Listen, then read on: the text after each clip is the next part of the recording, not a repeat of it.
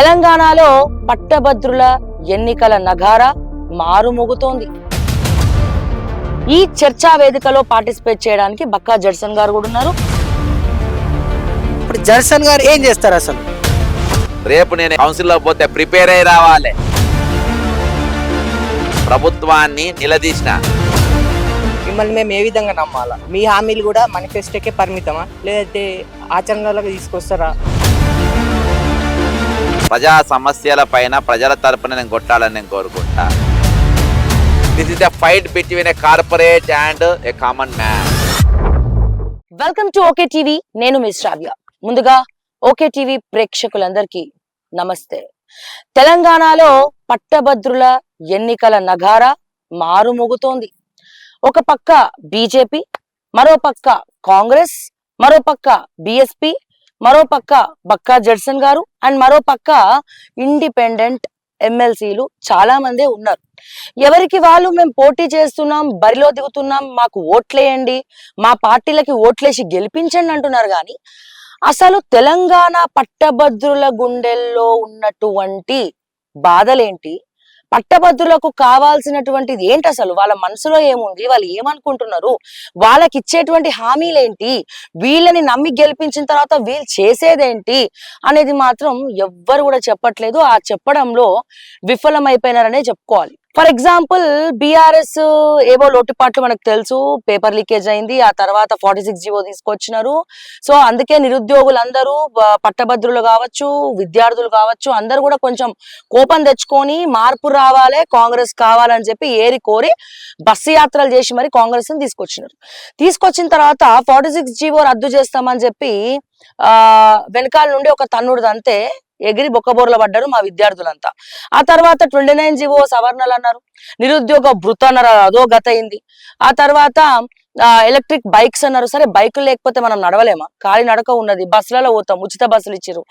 కానీ అసలు ఏదైతే నిరుద్యోగ భృతి కావాలో, ఏదైతే 2 లక్షల ఉద్యోగాలు మేము వచ్చిన ఏడాది లోపలనే చేస్తామని చెప్పినారో, ఇవన్నీ కూడా విఫలమైంది. ముఖ్యంగా మా ఆత్మాభిమానాలు దెబ్బతిన్నాయి. ఎందుకు అంటే వీళ్ళు రోడ్ల మీద కూర్చొని నిరసన చేసిన రోజున లాఠీ చార్జీలు కూడా చేసినారు. అమ్మాయిలను కూడా చూడకుండా వాళ్ళు ఏ మంత్రిని కలవాడో తెలియదు, వాళ్ళ బాధ ఎవరితో చెప్పుకోవాలో తెలియదు, వాళ్ళ అపాయింట్మెంట్లు ఇయ్యరు, ఏమి ఇయ్యరు.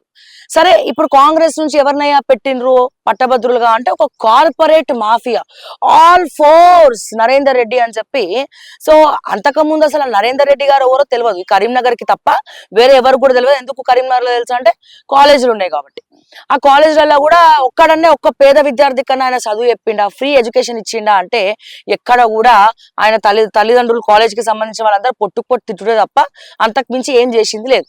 ఇక పోతే బీజేపీ నుంచి పోటీ చేసే అంజిరెడ్డి గారు. మరి ఈ అంజిరెడ్డి గారు పటంచేరులోనే చాలా మందికి ఈయన లారీ అసోసియేషన్ ప్రెసిడెంట్ అన్నట్టు. అంటే ఆ లారీ అసోసియేషన్ ప్రెసిడెంట్ అంటేనే మీరు అర్థం చేసుకోవచ్చు, ఇతను లెక్చరర్ కాదు, ప్రొఫెసర్ కాదు, సేవా కార్యక్రమాలు చేస్తే వచ్చినటువంటి డాక్టరేటు. అతను ఎవరో బీజేపీలోనే అసలు కార్యకర్తలకి తెలియదు, డబ్బులు ఇచ్చి టికెట్ కొనుక్కొని బరిలోకి దిగడం జరిగింది. బీజేపీ కార్యకర్తలే అంజిరెడ్డికి ఓట్లేయకండి, టికెట్ కొనుక్కున్నాడు, కార్యకర్తలకి పార్టీ మోసం చేసిందని చెప్పి ప్రచారం చేస్తుంది. ఇకపోతే ప్రసన్న హరికృష్ణ, బీసీ ముద్దుబిడ్డ ప్రసన్న హరికృష్ణ పబ్లికేషన్స్ ద్వారా మరి అతను కార్పొరేట్ కాదు అంటున్నాడు.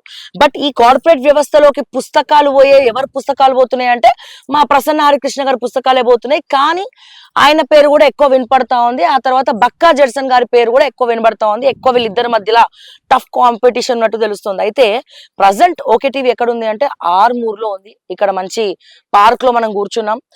పట్టభద్రులు ఉన్నారు మనతో పాటు, అండ్ అలాగే బక్కా జడ్సన్ గారు ఉన్నారు మనతో పాటు.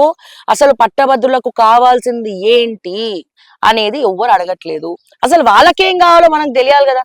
సో ఈ చర్చా వేదికలో పార్టిసిపేట్ చేయడానికి బక్కా జడ్సన్ గారు కూడా ఉన్నారు, పట్టభద్రులు అందరూ కూడా ఇక్కడ కూర్చొని ఉన్నారు. సో ఒకసారి వాళ్ళ అభిప్రాయాలు తెలుసుకుందాం. ముందుగా నమస్తే అండి, ఎలా ఉన్నారు అందరూ? మైక్ ఇచ్చి సార్, మీ పేరు? నా పేరు శ్రీధర్ అండి.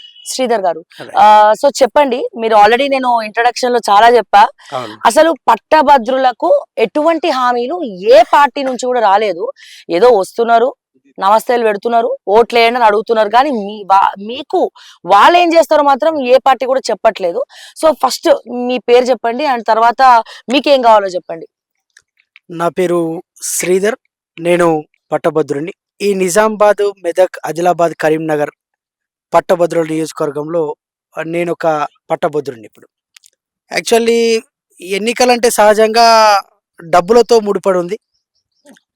డబ్బులే రాజ్యం ఏలుతున్నాయి, మనుషులు కాదు, ఈ రాజ్యాంగం కాదు అన్న విధంగా వాళ్ళ దేశం మొత్తంలో ఎన్నికలు జరుగుతూ ఉన్నాయి. ఈ ఎన్నికలలో ఇది ఒక రకమైనటువంటి చిన్న పండగ వాతావరణంలో ఇది ఒక ఎన్నిక. ఈ ఎన్నికలో అందరు బిచ్చగాళ్ళు అయిపోయారు, కొత్త బిచ్చగాళ్ళు వచ్చినట్టు ప్రతిసారి ప్రతి ఎన్నికకు ఒక్కొక్క బిచ్చపాయన వస్తాడు, ఒక్కొక్కళ్ళు వస్తారు, ఒక్కొక్కళ్ళు ఒక్కొక్క విధంగా వేషాలు వేసుకొని ఒక్కొక్కళ్ళు ఒక్కొక్క విధంగా నాటకాలతో ప్రజలందరి ముందర ప్రదర్శిస్తూ ఉంటారు. వాళ్ళ మాకు కూడా చాలామంది ఒక 30 మంది అభ్యర్థుల వరకు వచ్చిర్రు.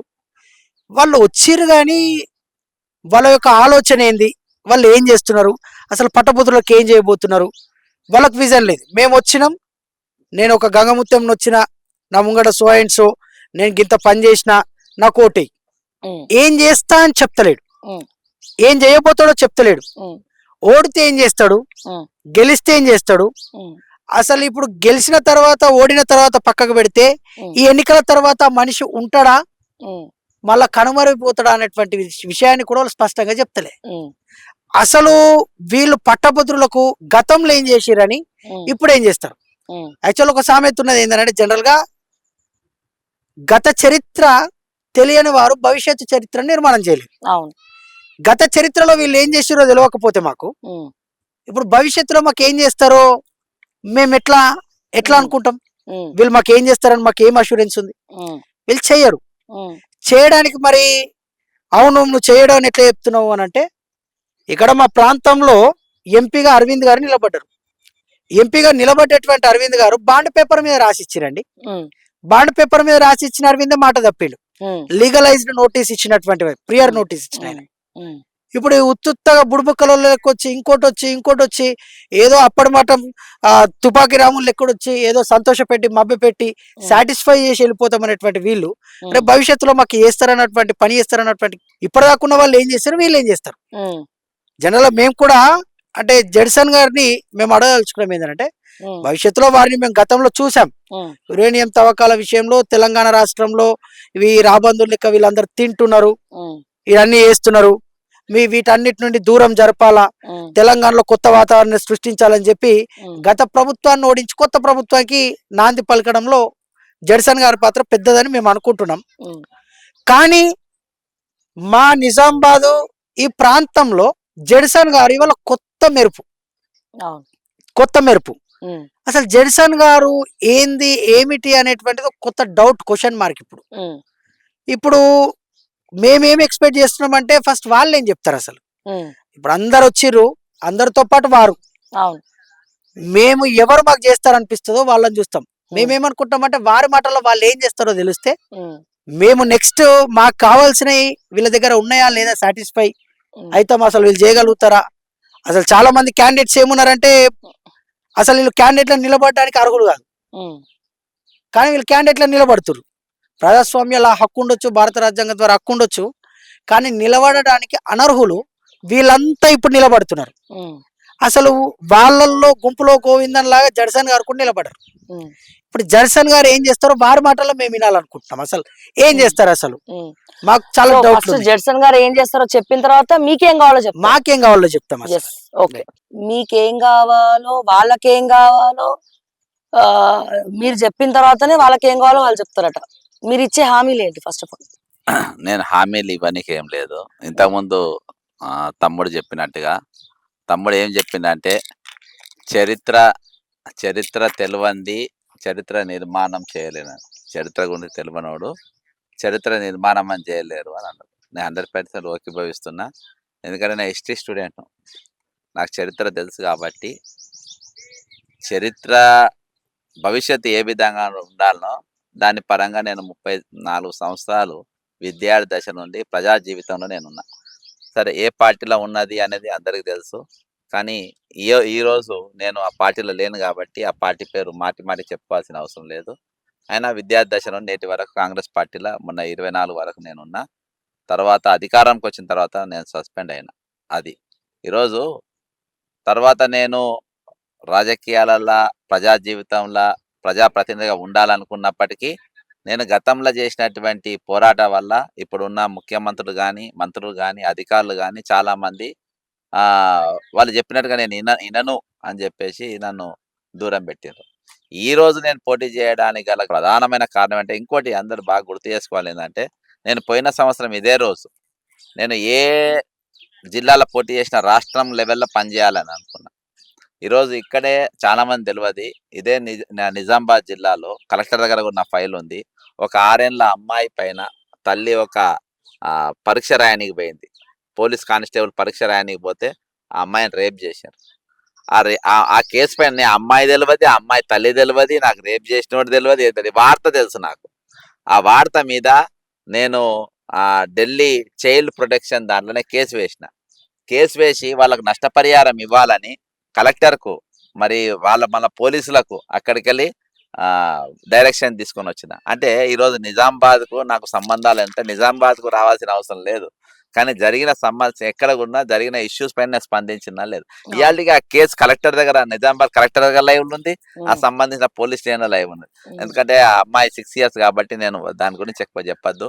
అయితే అది ఈ రోజు వరకు ఆ కేసు లైవ్ లో ఉన్నది. వాళ్ళకి ఇవ్వాలని ఒకటి అంటే ఇక్కడని కాదు, నేను ఖానాపూర్లో జరిగినా కానీ, లేకుంటే ఇటు గద్వాల జరిగినా కానీ, గద్వాల పొల్యూషన్ తోని అక్కడ ఒక సంచులో ఇది పెడితే ఆడ చుట్టుపక్కల కదం ఏదో కాలేజ్ ఉంది, ఆడ మొత్తం చాలా మంది ఈరోజు 50 ఏళ్ల లోపే చచ్చిపోతున్నారు. అక్కడ పోయి స్పందించిన. అందులో ఇష్యూస్ ఉన్నాయి కాబట్టి కౌన్సిల్లో జరగాల్సిన చర్చ ఏం జరగాలని నేను మొన్న కౌన్సిల్లో లాస్ట్ ఇయర్ నేను పోటీ చేసినప్పుడు నేను ఓడిపోయినా. నల్గొండ, వరంగల్, ఖమ్మం. కానీ నేను దాని తర్వాత ఓడిపోయినా అని చెప్పి నేను ఇంట్లో పండుకోలే. ఇమీడియట్గా నేను నిరుద్యోగుల సమస్య పైన పోరాటం 46వ జీవో మీద చేసిన. 12 రోజులు నేను నిరాహార దీక్ష చేసిన. నన్ను నిమ్స్ హాస్పిటల్ నన్ను పోలీసు వాళ్ళు తీసుకుపోయి నన్ను అడ్మిట్ చేశారు. కాబట్టి అవన్నీ చూసుకొని ఈరోజు నేను కౌన్సిల్లో ఉండాల్సిన అవసరం ఉంది అని కాబట్టి నేను వచ్చిన. అఫ్కోర్స్ నేను ఒప్పుకుంటున్నా, ఈరోజు తమ్ముడు చెప్పినట్టుగా పెద్ద పెద్ద కార్పొరేట్, మీరు చెప్పినారు పెద్ద పెద్ద కార్పొరేట్ వాళ్ళు వేలంపాట లేచి టికెట్లు తెచ్చుకున్న పరిస్థితి.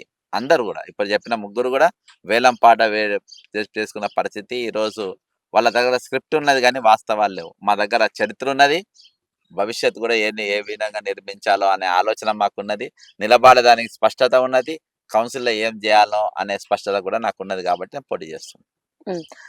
అయితే సార్ ఇప్పుడు చెప్పింది ఏంటంటే, వాళ్ళు అడిగింది ఏంటంటే, మీరు ఏమి హామీలు ఇవ్వదలుచుకున్నారు ఈ ఎన్నికలో?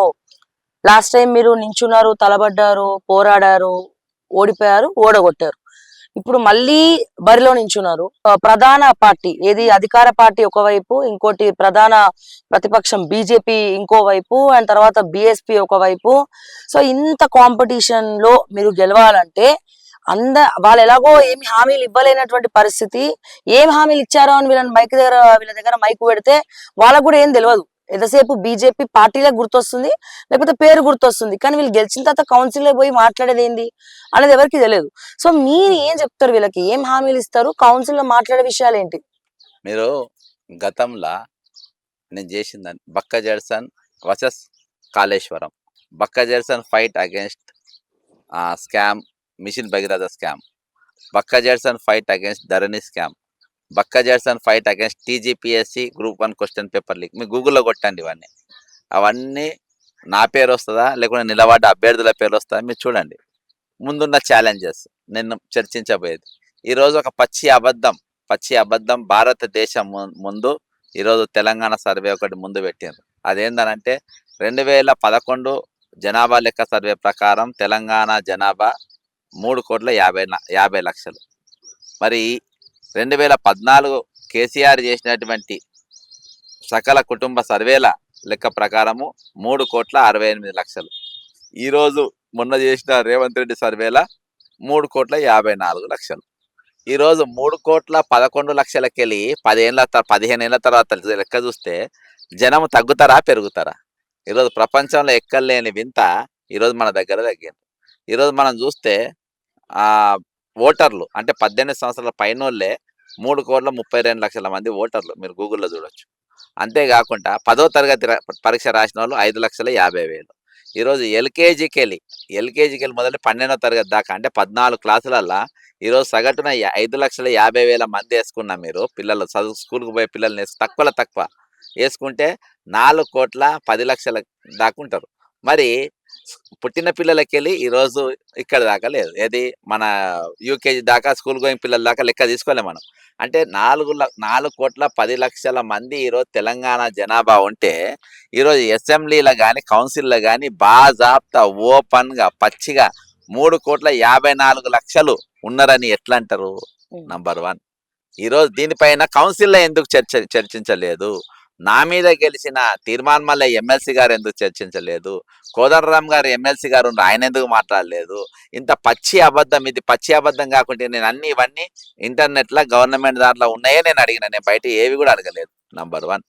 రెండవది, ఈరోజు మీరు మీ జనంలో మీరు పేరు లేకుంటే మీరు వచ్చి నమోదు చేసుకోవాలి అని అన్నారు. అసలు నా పేరు అలా ఉందో లేదో నాకు ఎట్లా తెలియాలి? నేను ఎట్లా నమోదు చేసుకుంటా? నా పేరు నువ్వు నా ఇంటికి ఎందుకు వచ్చే? కుటుంబ సర్వే అంటే ఇంటింటికి ఎందుకు పోతారు? అలా ఇంట్లో ఉన్న వాళ్ళు ఎవరు తప్పించుకపోవద్దు, ఇంట్లో ఉన్న వాళ్ళందరూ దొరకబట్టాలి, నలుగురు ఉంటే నలుగురు అనే రాయాలి. నేను వచ్చి రాస్తే నా ఇంట్లో 7 ఉందని చెప్తా. ఎందుకు చెప్తా? రేషన్ కాలే 7 అంటే బియ్యం ఎక్కువ వస్తాయని. 8 మంది ఉన్నారని చెప్తా, పెన్షన్ ఎక్కువ వస్తుందని. మరి నీకు వచ్చే నీ దగ్గర నువ్వు లెక్కర్లో తీసుకుంటావు. కాబట్టి దీనిపైన చర్చ ఎందుకు లేదు? ఈ చర్చ మేధావుల సభలో జరగాలి. మేధావి ఎవరు? హయ్యర్ అప్పర్ హౌస్ ఏదైతే ఉంటుందో అదే మన ఈరోజు ఎమ్మెల్సీ నేను పోటీ చేయాలనుకునేది. నాకు సమస్యల పైన స్పష్టత ఉందని చెప్పడానికి. ఈరోజు 49,000 ఉద్యోగాలు తెచ్చిన నేను దావోస్కి వెళ్ళని చెప్పేసి పెద్ద విమానం వేసుకొని అందులో నాకు అపాయింట్మెంట్ ఆర్డర్ తెచ్చినట్టు, అందులోనే 1,79,00,000 రూపాయల పైసలన్నీ ఆ విమానాలు తెచ్చినట్టు దిగినట్టు ఆ పైసలు ఎంబడి మోసుకొని వస్తా ఉంటే ముందు స్వాగతం చెప్పినట్టుగా ఈరోజు పచ్చి అబద్ధం చెప్పాను. ఈరోజు అన్ని కంపెనీలు తెచ్చిన ఒక్కదానికైనా డీటెయిల్డ్ ప్రాజెక్ట్ రిపోర్ట్ ఉందా? డీటెయిల్డ్ ప్రాజెక్ట్ రిపోర్ట్ ఉందని కౌన్సిల్లో ఎందుకు చర్చ జరగదు? అది నేను అడగనికి పోతున్నా. తెలంగాణ ఈరోజు అప్పుల పాలైంది. ఆ అప్పు ఎందుకు అడిగిందని పోతున్నా. రేపు టీజీపీఎస్ క్వశ్చన్ పేపర్ లీక్ అయిన దాని గురించి ఏమైందని చెప్పి అడగనికి పోతున్నా. 3 రోజులైతే పరీక్షానంగా ఈరోజు తెలుగు అకాడమీ పుస్తకాలు జరిగాయి, ఇవి నడవాయి అని చెప్పింది ప్రభుత్వం. దాని మీద ఏమైందని అడగనికి పోతున్నా. కాబట్టి నేను ఎందుకు మాట్లాడేవి కొన్ని అంశాలు చెప్తున్నా, వాళ్ళు అడిగినా కొద్దీ నేను చెప్తా ఉంటా. ఇంకా నాకు చాలా 100% ప్రతి ఇష్యూ పైన నా స్పష్టత ఉంది, అవగాహన ఉంది. అవన్నీ నా నోట్లో ఉంటాయి. నా చేత పేపర్ లేదు, ఏం లేదు. నా నోట్లో నో స్క్రిప్ట్. మీ ఏ ప్రశ్న అడిగినా నేను జవాబు చెప్పడానికి రెడీ. చూద్దాం మరి జడ్సన్ గారు చెప్పినటువంటి ఆన్సర్ కు మరి వీళ్ళు ఏం సమాధానం చెప్తారో ఒకసారి తెలుసుకుందాం. సురేష్. సురేష్ చెప్పండి, ఏం చదువుతున్నారు? నాది డిగ్రీ కంప్లీట్ అయింది. ఓకే, సో ఒక పట్టభద్ర ఓటర్ గా మీకు కావాల్సింది ఏంది? బక్కా జడ్సన్ గారు చెప్పిన దాంతో మీరు ఏకీభవిస్తారా? ఏం చెప్పదలుచుకున్నారు? ఓకే, అసలు మీరెవరో కూడా మాకు తెలియదు, మీకు ఎందుకు ఓటేయాలి సార్? మాది ఉమ్మడి హనంకొండ, వరంగల్ జిల్లా. ఇప్పుడు హనంకొండ జిల్లా కిందికి వస్తుంది. హనంకొండనే హుజురాబాద్ కూడా అందులోనే ఉన్నది. ఈ నియోజకవర్గానికి స్థానికుల లెక్క కూడా. ఈరోజు నేను పోటీ చేయడానికి గల ప్రధానమైన కారణాలు ఇప్పటి వరకు చెప్పిన. నా ఇంట్రడక్షన్ అంటే నేను ప్రతి అంశం పైన ఈరోజు కాళేశ్వరం కెర్రబొత్తు పెట్టి మొన్న పేపర్ లీకేజ్ వరకు కూడా ప్రతి ఇష్యూ పైన కొట్టాను. మొన్న 12 రోజుల దీక్ష మొన్న కూడా చేయడం జరిగింది. మీరు ఏ సబ్జెక్ట్ చూసినా అలా నేను ఉంటా. ఎక్కడ అన్యాయం జరిగినా అక్కడ నేను కనబడతా. ఇంక్లూడింగ్ పుష్ప సినిమాల తొక్కిసలా చచ్చిపోయిన దాని మీద నేనే పిటిషనర్. ఫస్ట్ నేను ఆయన జైల్లో వేయాలని పంపలే. నేను వాళ్లకు బాధ్యత రహితంగా యాక్టర్ బిహేవ్ చేసిండు. 144 సెక్షన్ ఉన్నప్పుడు పోలీసులు ఏ విధంగా పంపినా చూస్తున్నట్టే నేను అన్నట్టు కేసు క్లోజ్ అయిపోయింది కదా. కాబట్టి అటు ఉంటుంది. ఆ ప్రతి ఇష్యూ పైన మేము మాట్లాడతాము. నాకు ఇప్పుడు ఉన్న అందరి అభ్యర్థుల కంటే నేను కూడా అందులో నాకు అంటే ప్రతి ఇష్యూ పైన అవగాహన ఉన్నది కాబట్టి నేను నిలబడడానికి అన్ని అర్హతలు ఉన్నాయి కాబట్టి నేను పోటీ చేస్తున్నాను. చెప్పండి, మీ పేరు? నా పేరు నాగేంద్ర. నేను ఇప్పుడు పీజీ రన్నింగ్ చేస్తున్నా. అయితే ఇప్పుడు బక్కా జడ్సన్ గారు వచ్చి మాకు ఓటు వెయ్యు అని అడుగుతారు. ఫస్ట్ అయినా మాకు తెలియదు. ఒకవేళ తెలిసి మేము సార్ వచ్చి ఏమన్నాడు కాబట్టి వేసి గెలిపించిన తర్వాత శాసన మండలికి పోయి మా తరపున గలం విప్పుతాడా, లేకపోతే అందరిలాగా అట్లనే కూర్చుంటాడా? మాకు అన్నట్టు నమ్మకం లేదు కాబట్టి సార్ ఏమన్నా మా గురించి ఏమైనా చెప్తారేమని మేము ఆశిస్తున్నాం. Okay, all right. నేను ఇక్కడ ఇంకో క్వశ్చన్ మీకు అడుగుతున్నాను. కాంగ్రెస్ అభ్యర్థి నరేందర్ రెడ్డి గారు ఎవరో మీకు తెలుసా? తెలియదు. బీజేపీ తరపున పోటీ చేసేటువంటి అంజిరెడ్డి గారు ఎవరో మీకు తెలుసా? తెలియదు. లేకపోతే ప్రసన్న హరికృష్ణ గారు ప్రసన్న హరికృష్ణ సార్ ఎట్లా అంటే ఉమ్, విన్నర్స్ పబ్లికేషన్ ఉంది, ఉమ్, మొన్నటి వరకు ఫ్రీ పెట్టిండి ఏంది ఉమ్, మన గ్రూప్స్ గానీ డిఎస్సి గానీ ఉమ్. అట్లా తెలిస్తే తప్పించి ఓకే. అంతకు మించి అయితే ఎవరు తెలియదు. ఉమ్, సార్ కూడా మాకు కూడా ఎవరు సార్ కూడా ఇంతకు ముందు దాకా మాకు తెలియదు. ఉమ్, కాబట్టి సార్ ఏమన్నా మా కోసం ఏమన్నా చెప్తారేమో అని మేము క్వశ్చన్ చేస్తున్నాం అంతే. ఓకే. బాబు నువ్వు ఏ కాలేజ్ నువ్వు? నేను తెలంగాణ తెలంగాణ యూనివర్సిటీ. అయితే ఇంతకుముందు మనోడు చెప్పినట్టుగానే ఇంట్రడక్షన్ కూడా ఆల్రెడీ నేను ఇవ్వడం జరిగింది. ఉమ్, ఇప్పుడు గ్రూప్ వన్ ఎగ్జామ్లా పేపర్ లీకేజ్ అయింది. లీకేజ్ అయినప్పుడు దానిపైన ఎవరు ప్రశ్నించిండ్రు? ఈ నిలబడ్డ అభ్యర్థులు ఎవరైనా ప్రశ్నించిండ్రా? ఇప్పుడు నిలబడ్డ ప్రధానమైన పార్టీలలో ఎవరైతే అభ్యర్థులు నిలబడ్డ వాళ్ళు ఎక్కడైనా మాట్లాడినరా? దాని మీద ఏమైనా దీక్షలు చేసిండ్రా? దాని మీద ఏమైనా పోరాటాలు చేసిండ్రా? ఈరోజు 12 రోజులు విద్యార్థుల తరపు నిలబడి నేను దీక్ష చేయడం జరిగింది. ఈరోజు కాంగ్రెస్ పార్టీకి సస్పెండ్ ఎందుకైనా 46వ జీవో రద్దు పైన మీరు మాట ఇచ్చిండ్రు. సీతక్క కానీ, ముఖ్యమంత్రి కానీ, బట్టి విక్రమార్క కానీ, కోమరెడ్డి వెంకరెడ్డి కానీ మాట ఇచ్చిండ్రు. మాట తప్పిండ్రు కాబట్టి నేను దానిపైన 46వ జీవోలు దీక్ష చేస్తే ఆ దీక్ష టెంట్ కింద నేను పోయి కూర్చున్నా కాబట్టి ఈరోజు నేను పార్టీకి సస్పెండ్ అయినా. ఏది ఎవరు నిరుద్యోగుల కోసం సస్పెండ్ అయినా. అంతేకాకుండా ఈ రోజు వరకు ప్రభుత్వాల ఖాళీలు ఎన్ని ఉన్నాయో ఇయాటి వరకు ప్రభుత్వం చెప్పలేదు. ఆ ఖాళీలు వాళ్ళు చెప్పకుండా కానీ నేను ఒక్కొక్క డిపార్ట్మెంట్ సర్వే చేసి 33 జిల్లాలు సర్వే చేసి 3,71,000 ఖాళీలు ఉన్నాయని చెప్పేసి నేను power point presentation Somajiguda press క్లబ్లో ఇవ్వడం జరిగింది. కాబట్టి ఈరోజు నిరుద్యోగులు అంటే నేను ఒక ప్రాంతానికి మీరు మొట్టమొదటి ఓటర్గా ఒక ప్రాంతానికి నేను ముందుకు వచ్చిన కాబట్టి చాలామందికి మీరు సోషల్ మీడియాలో ఉన్న వారికి తెలుస్తుంది. నేను ఈ ఉన్న అభ్యర్థులల్లో మీరు అందుకని ఒకసారి గూగుల్ సెర్చ్ చేయండి. మీరు గూగుల్ సెర్చ్ మీరు చెప్పిన 3 పేర్లలో కానీ నరేందర్ రెడ్డి గ్రూప్ 1లో ఏం ఫైట్ చేసిండ్రు నిరుద్యోగుల తయారు కోసం, లేకుంటే బిఎస్పి అభ్యర్థి నిరుద్యోగుల కోసం ఏం ఫైట్ చేసిండు గతంలో అని మీరు కొట్టి చూడండి. బీజేపీ ఏం ఫైట్, ఒక లారీ అసోసియేషన్ ప్రెసిడెంట్కు గ్రాడ్యుయేట్ ఎలక్షన్స్కి ఏం సంబంధం అండి? కొట్టి చూడండి. ఆయనకు టికెట్లు ఎట్లా ఇచ్చిండ్రు వీళ్ళందరూ. ఇప్పుడు మీరు అన్నట్టు విన్నర్స్ పబ్లికేషన్స్ ఆయన వ్యాపారవేత్తనే కదా. ఆయన కాంగ్రెస్ టికెట్ ట్రై చేసిందంట, రాలేదు. దాని తర్వాత బీఆర్ఎస్ టికెట్ ట్రై చేసిందంట, రాలేదు. తర్వాత బిఎస్పి టికెట్ తీసిన, రాలేదు. అంటే మినిమము టికెట్ కోసమే 3 పార్టీలు ప్రయత్నాలు చేసిన వాళ్ళకు రేపు ఎవరికైనా ఇప్పుడు ఆయనకేం తేడా? ఆయన వ్యాపారవేత్తనే, లారీ అసోసియేషన్ ప్రెసిడెంట్ ఈయన ఒక వ్యాపారవేత్తనే, నరేందర్ ఈయన వ్యాపారవేత్తనే. This is the fight between a common man and corporate. ఇక్కడ ఒక కార్పొరేట్ కంపెనీలతోని ఒక కామన్ మ్యాన్, ఒక సాధారణమైన వ్యక్తి. నీ పేరేం పేరు చెప్పినప్పుడు నాగేందర్, ఒక నాగేందర్ లాంటి వ్యక్తి పక్క చేస్తాను, అర్థమైందా? ఇంత నువ్వు నీ పేరు నీ ఒక సురేష్ లాంటి వ్యక్తి పక్క చేస్తాను. కాబట్టి నేను ఒక కామన్ మ్యాన్. నేను ఒక common man versus corporate company. నాకేమైనా కార్పొరేట్ కంపెనీలు ఉన్నాయా? నాకేమైనా వ్యాపారాలు ఉన్నాయా?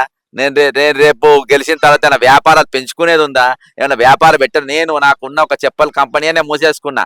గత ప్రభుత్వం పోరాటేటప్పుడు నా మీద ఇష్టం వచ్చిన ట్యాక్స్లు వేసి సతాయిస్తే నేను కుమ్మకు కాకుండా కంపెనీ తాళం వేసి ఈరోజు నేను పబ్లిక్ లైఫ్లో నేను లీడ్ చేసే పరిస్థితి. కాబట్టి నాకు స్వార్థం లేదు, నాకేం లేదు. నేను కేవలం మీ కౌన్సిల్ నేను రేపు మొన్న ఓడిపోయినాక నేను పబ్లిక్లోనే ఉన్నా. రేపు నేను ఓడిపోయినా నేను మళ్ళీ పబ్లిక్లోనే ఉంటాను. నేను వ్యాపారం దగ్గర పోను. నేను వ్యాపారం చేస్తాను కాదు. కాబట్టి నా ఇంట్రడక్షనే స్పందన, నా ఇంట్రడక్షన్ ఉద్యమాలు, నా ఇంట్రడక్షనే పరిష్కారం. అయితే ఇక్కడ నేను ఒక క్వశ్చన్ అడుగుదాం అనుకుంటున్నాను. ఎందుకంటే చాలా మంది కమెంట్స్ రూపంలో పెడతా ఉన్నారు నాకు కూడా. ఏమని అంటే, గెలిచిన వాళ్ళు ఇప్పుడు మిగతా వాళ్ళు ఎవరైనా గెలిచిన తర్వాత మళ్ళీ పార్టీ మారుతున్నారు, సో కాంగ్రెస్ లోకి అధికార పార్టీలోకి వెళ్ళడానికి ఆసక్తి చూపిస్తా ఉన్నారు.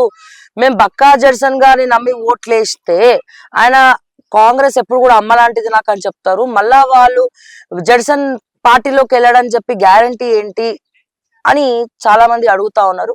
సో ఇప్పుడు ఎలాగో సందర్భం వచ్చింది కాబట్టి ఈ ప్రశ్న నేను ఒక జర్నలిస్ట్ గా వేస్తున్నటువంటి ప్రశ్న మీకు. నేను ఆల్రెడీ ఇదివరకు చెప్పిన, ఈ ఎన్నికలు కూడా రాజకీయాలకు అతీత అయినటువంటి ఎన్నిక. కానీ ఈరోజు ఈ ఎన్నికలలో కూడా టీచర్ బాటలు పాడుతూనే ఉన్నాయి, మందు పోతూనే ఉన్నది. మీరు ప్రచార ఆర్భాటాలు చూస్తే అసలు రెగ్యులర్ ఎలక్షన్స్ కంటే అసలు మామూలుగా లేదు. ఇది ఒక సైలెంట్గా జరగాల్సిన ఎన్నిక. ఎందుకంటే ఇది మేధావులు ఓటేసే ఎన్నిక, గ్రాడ్యుయేట్లు ఓటేసే ఎన్నిక. ఈ ఎన్నికల్లో రాజకీయాల సంబంధాలు ఉన్నాయి. నెంబర్ 1.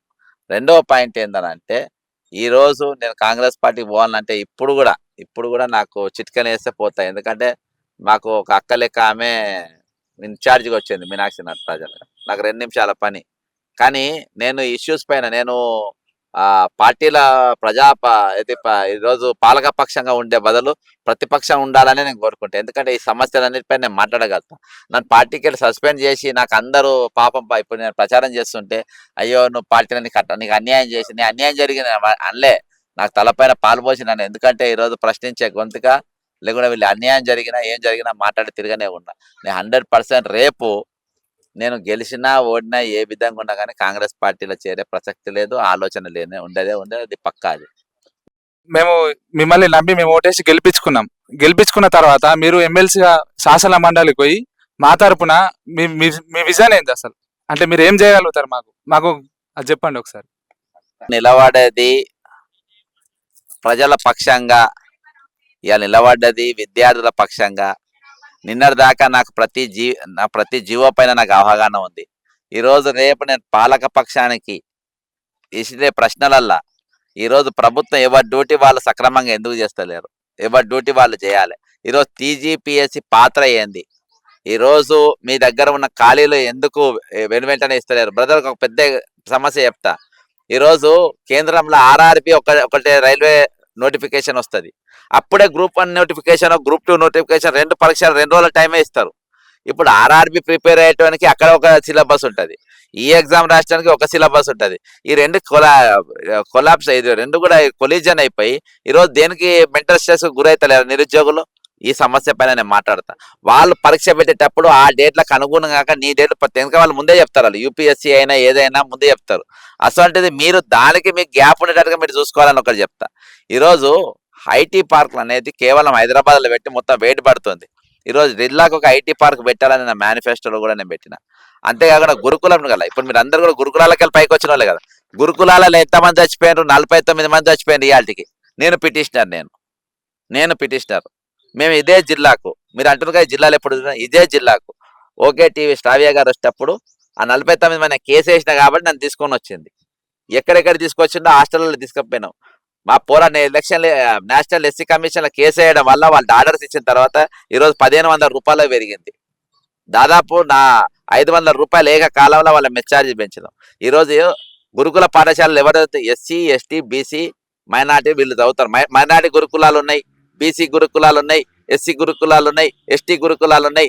మరి చచ్చిపోయినప్పుడు వాళ్ళు అక్కడ ఇంతమంది చచ్చిపోయినప్పుడు మరి వీళ్ళు ఈరోజు చెప్తున్నా బిఎస్పీ అంటే ఏ పార్టీ? బహుజనుల పార్టీ.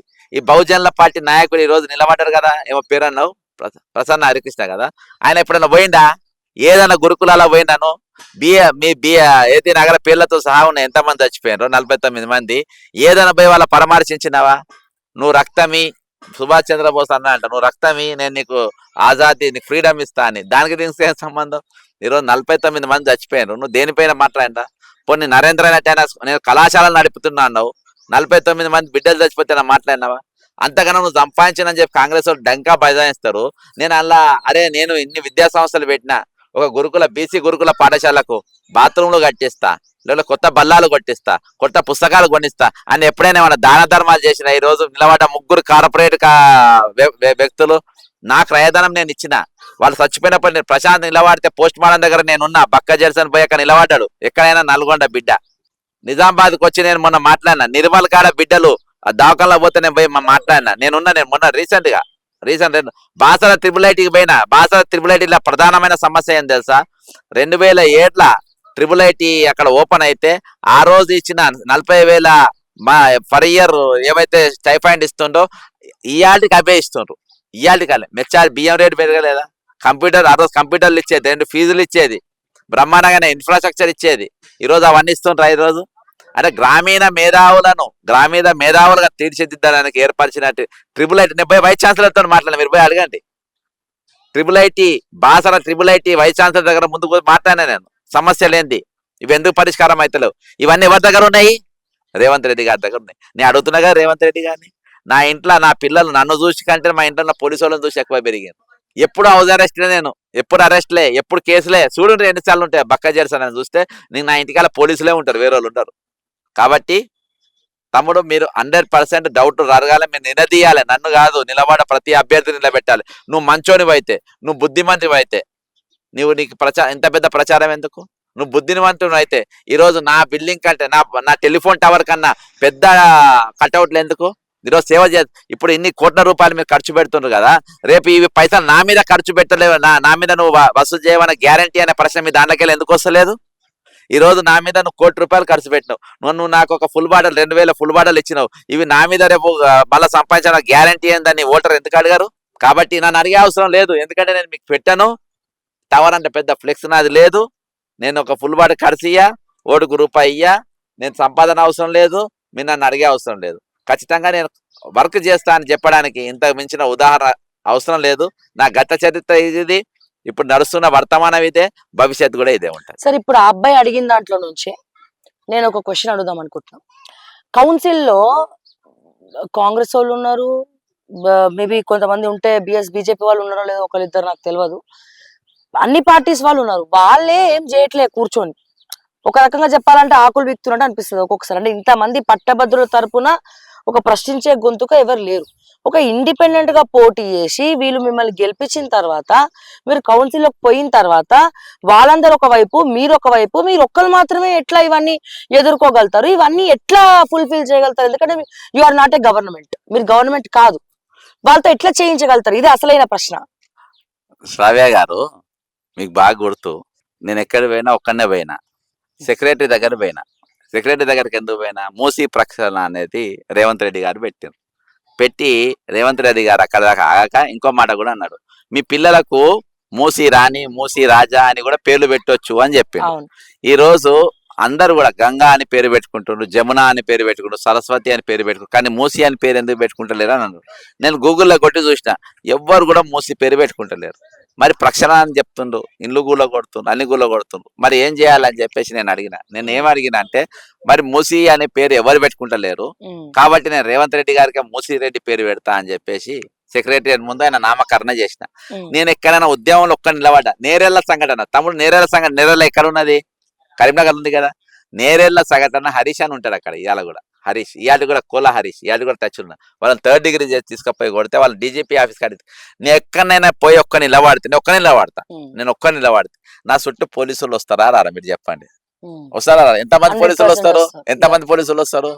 చాలా మంది, మినిమం 20-30 ప్రోటోకాల్ అని. నేను ఎక్కడ నిలబడ్డా మినిమం 20-30 మంది పోలీసులు వస్తారు. మరి నేను ఒక్కనే కదా, నా ముందు పోలీసులు ఎందుకు? రేపు గ్యారంటీ చెప్తున్నా.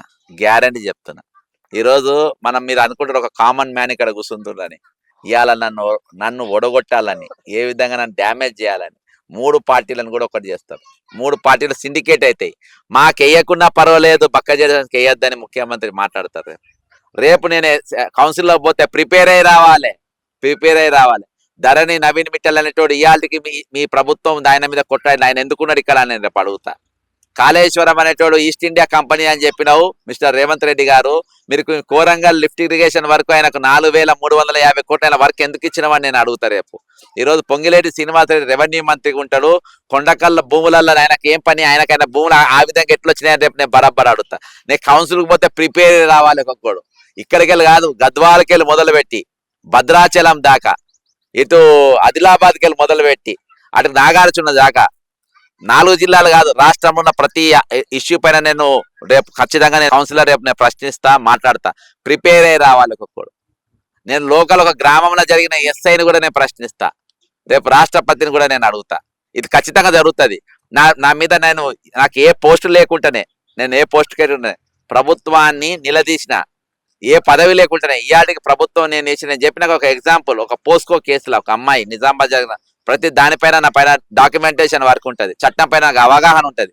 కాబట్టి ప్రతి ప్రభుత్వం వాళ్ళు రేపు కౌన్సిల్లో ప్రిపేర్ అయి రావాలి. ముఖ్యమంత్రి కూడా కౌన్సిల్కి రావాలంటే ఆలోచించుకోవాలి. అటువంటి పరిస్థితి 1 మ్యాన్ చేస్తారు. ఆ 1 మ్యాన్ ఎందుకు చేస్తారంటే ఈజ్ ఎ కామన్ మ్యాన్. ఒక కామన్ మ్యాన్ ఎట్లా అంటే, మీరు కామన్ మ్యాన్ల తరపున, మీ కామన్ అంటే ఒక సగటు మనిషి తరపున నిలబడి మాట్లాడే ఒక గొంతుగా మీ ఇష్యూస్ పైన నాకు అవగాహన ఉంది కాబట్టి ఖచ్చితంగా నేను గొంతెత్తా, మాట్లాడతా, వాళ్ళని ఎదురుగలుగుతా, నిలబడగలుగుతా, కలబడగలుగుతా, కొట్టాడగలుగుతా, వాళ్ళ గురించి వాళ్ళ పరిష్కారం కూడా తేగలుగుతా. సో మీ పేరండి? ఇప్పటిదాకా జడ్సన్ గారు చెప్పింది మీరు విన్నారు. సో ఇంకే క్వశ్చన్ అడుగుదాం అనుకుంటున్నారు. మీ పేరు? మా పేరు దివాకర్ మేడం. ఏం చదువుతున్నారు? నేను డిగ్రీ. ఎస్ చెప్పండి, అడగండి.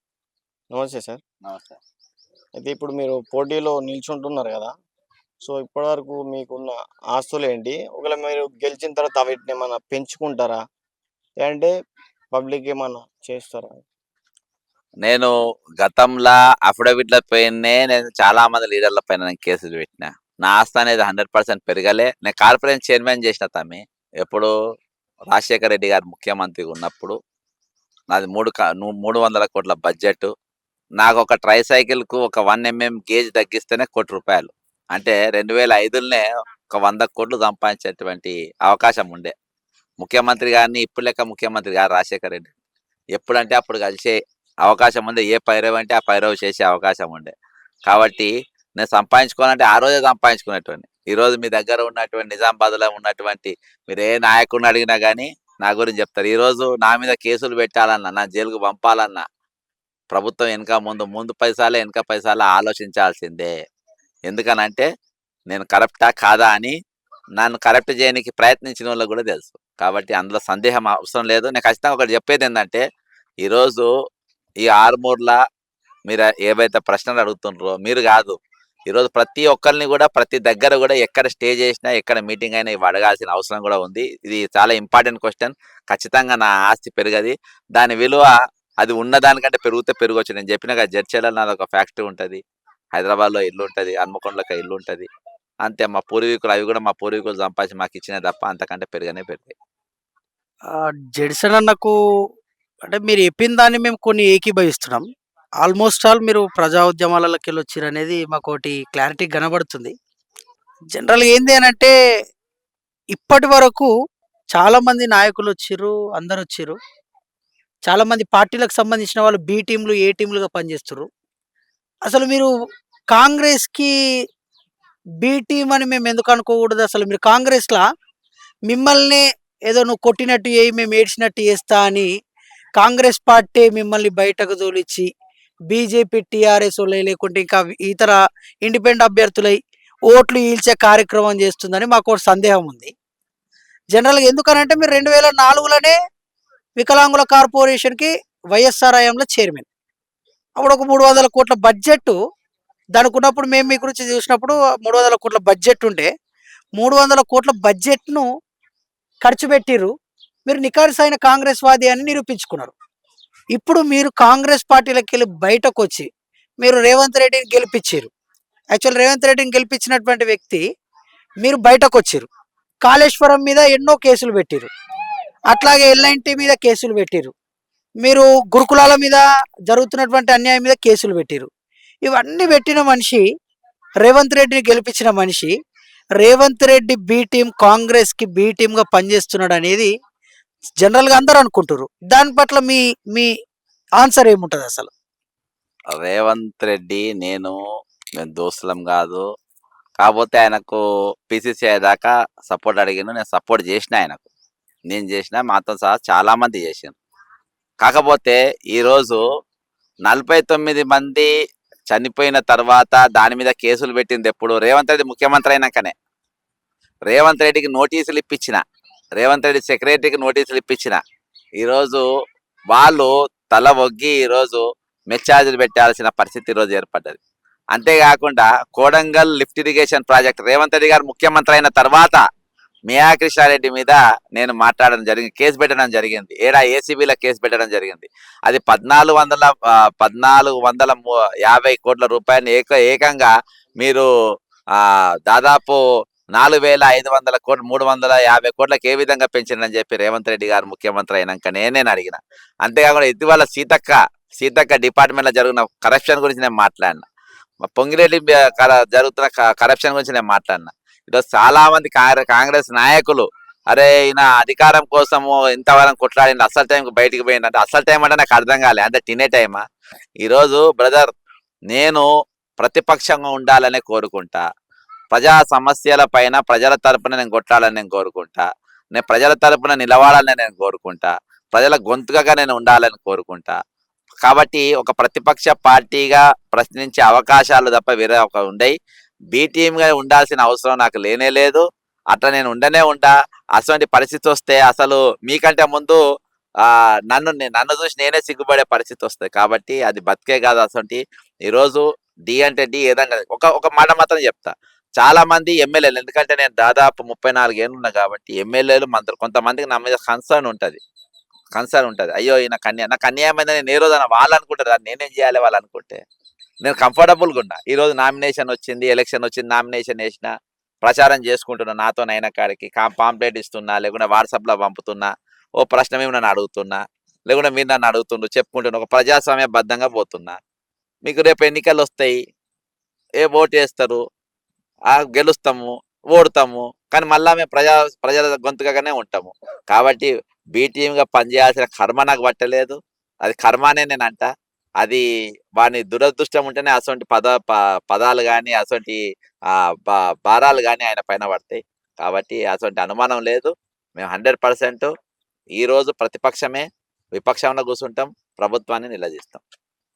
జనరల్గా మీరు కాదు అని చెప్తున్నారు, దానికి మేము ఏకీభవిస్తున్నాం. అంటే మీరు గతంలో జరిగినటువంటి అంటే కాంగ్రెస్లో మీరు చేసిన తర్వాత వాళ్ళు కూడా తప్పులు చేస్తున్నారు అందరి లెక్క. నాకు ఉండబుద్ధి ఎవడు కాదు, నాకు అక్కడ నేను ఉండలేను, అది నా ప్లాట్ఫామ్ కాదు, right right person should be in the right platform అన్నట్టు, నేను రైట్ పర్సన్ కానీ రాంగ్ ప్లాట్ఫామ్ మీద ఉండలేనని బయటకు వచ్చినని మీ అభిప్రాయం చెప్తున్నారు. కానీ కాంగ్రెస్ ప్రభుత్వం వస్తే తెలంగాణలో 46 జీవో గురించి, అట్లాగే ఇప్పుడు రీసెంట్గా కామారెడ్డి డిక్లరేషన్లో మాట్లాడినటువంటి సిద్ధరామయ్య నేతృత్వంలో కామారెడ్డి డిక్లరేషన్లో బీసీలకు రిజర్వేషన్లు చేస్తాం, 42% అమలు చేస్తాం, వీళ్ళందరినీ దాని ప్రకారం తమాషా ప్రకారము ఆ వాటాల ప్రకారం వీళ్ళకు స్థానిక సంస్థలలో మేము అవకాశాలు కల్పిస్తామని చెప్పారు. అంటే ఆ రోజు మీరే కదా ఆ రోజు కాంగ్రెస్ పార్టీ గురించి మా అందరు ముందుకొచ్చి యూనివర్సిటీలోకి వచ్చి అష్యూరెన్స్ ఇచ్చి, మీలాంటి వాళ్ళు నాడు కాంగ్రెస్లో ఉండగానే మేము మిమ్మల్ని చూసి ఓటేసినాం బాయ్. ఇప్పుడు ఓటేసిన తర్వాత మీరు బయటకు వచ్చారు, అరే బాయ్ వీళ్ళు కుర్రో ముర్రో వీళ్ళంతా దొంగలు ఉన్నారు, నేను మోసపోయినా, మీరు మోసపోవడంతో పాటు మమ్మల్ని మోసం చేశారని మేము అనుకుంటున్నాం. ఇప్పుడు కామారెడ్డి డిక్లరేషను అమలు చేయకపోనందుకు వాళ్ళ యొక్క ప్రధాన కారణం ఏమై ఉంటుందో అది చెప్పండి. రెండో ప్రశ్న ఏంటంటే, ఇప్పుడు రెండోసారి మళ్ళీ కులాధారిత జనగణన చేద్దామనేటువంటి ఒక అభిప్రాయంకి వచ్చారు రీసెంట్గా పిసిసి అధ్యక్షులు కానీ రేవంత్ రెడ్డి గారు కానీ మిగతా ఇతర కుల సంఘాలను, సోకాళ్ళు కుల సంఘాలను పెట్టుకొని. దీన్ని మీరు ఎట్లా చూస్తారు అసలు? మీరు అంటే ఒక మంచిగా ఇంటలెక్చువల్గా మీరు చాలా వివరణ ఇస్తారు అన్ని, దీనిపైన మీ వివరణ ఎట్లుంటుంది? ఆ రోజు నేరలల్లా బహుజన బిడ్డలు అక్కడ జరుగుతున్నటువంటి మైనింగ్ దానికి అడ్డం పోతే వాళ్ళని తీసుకుపోయి విశ్వజిత్ అనేట ఆయన 3rd డిగ్రీ పెట్టి భయంకరంగా కొట్టారు. దాని మీద వాళ్ళ తరపున మేము నిలబడి మాట్లాడినాం.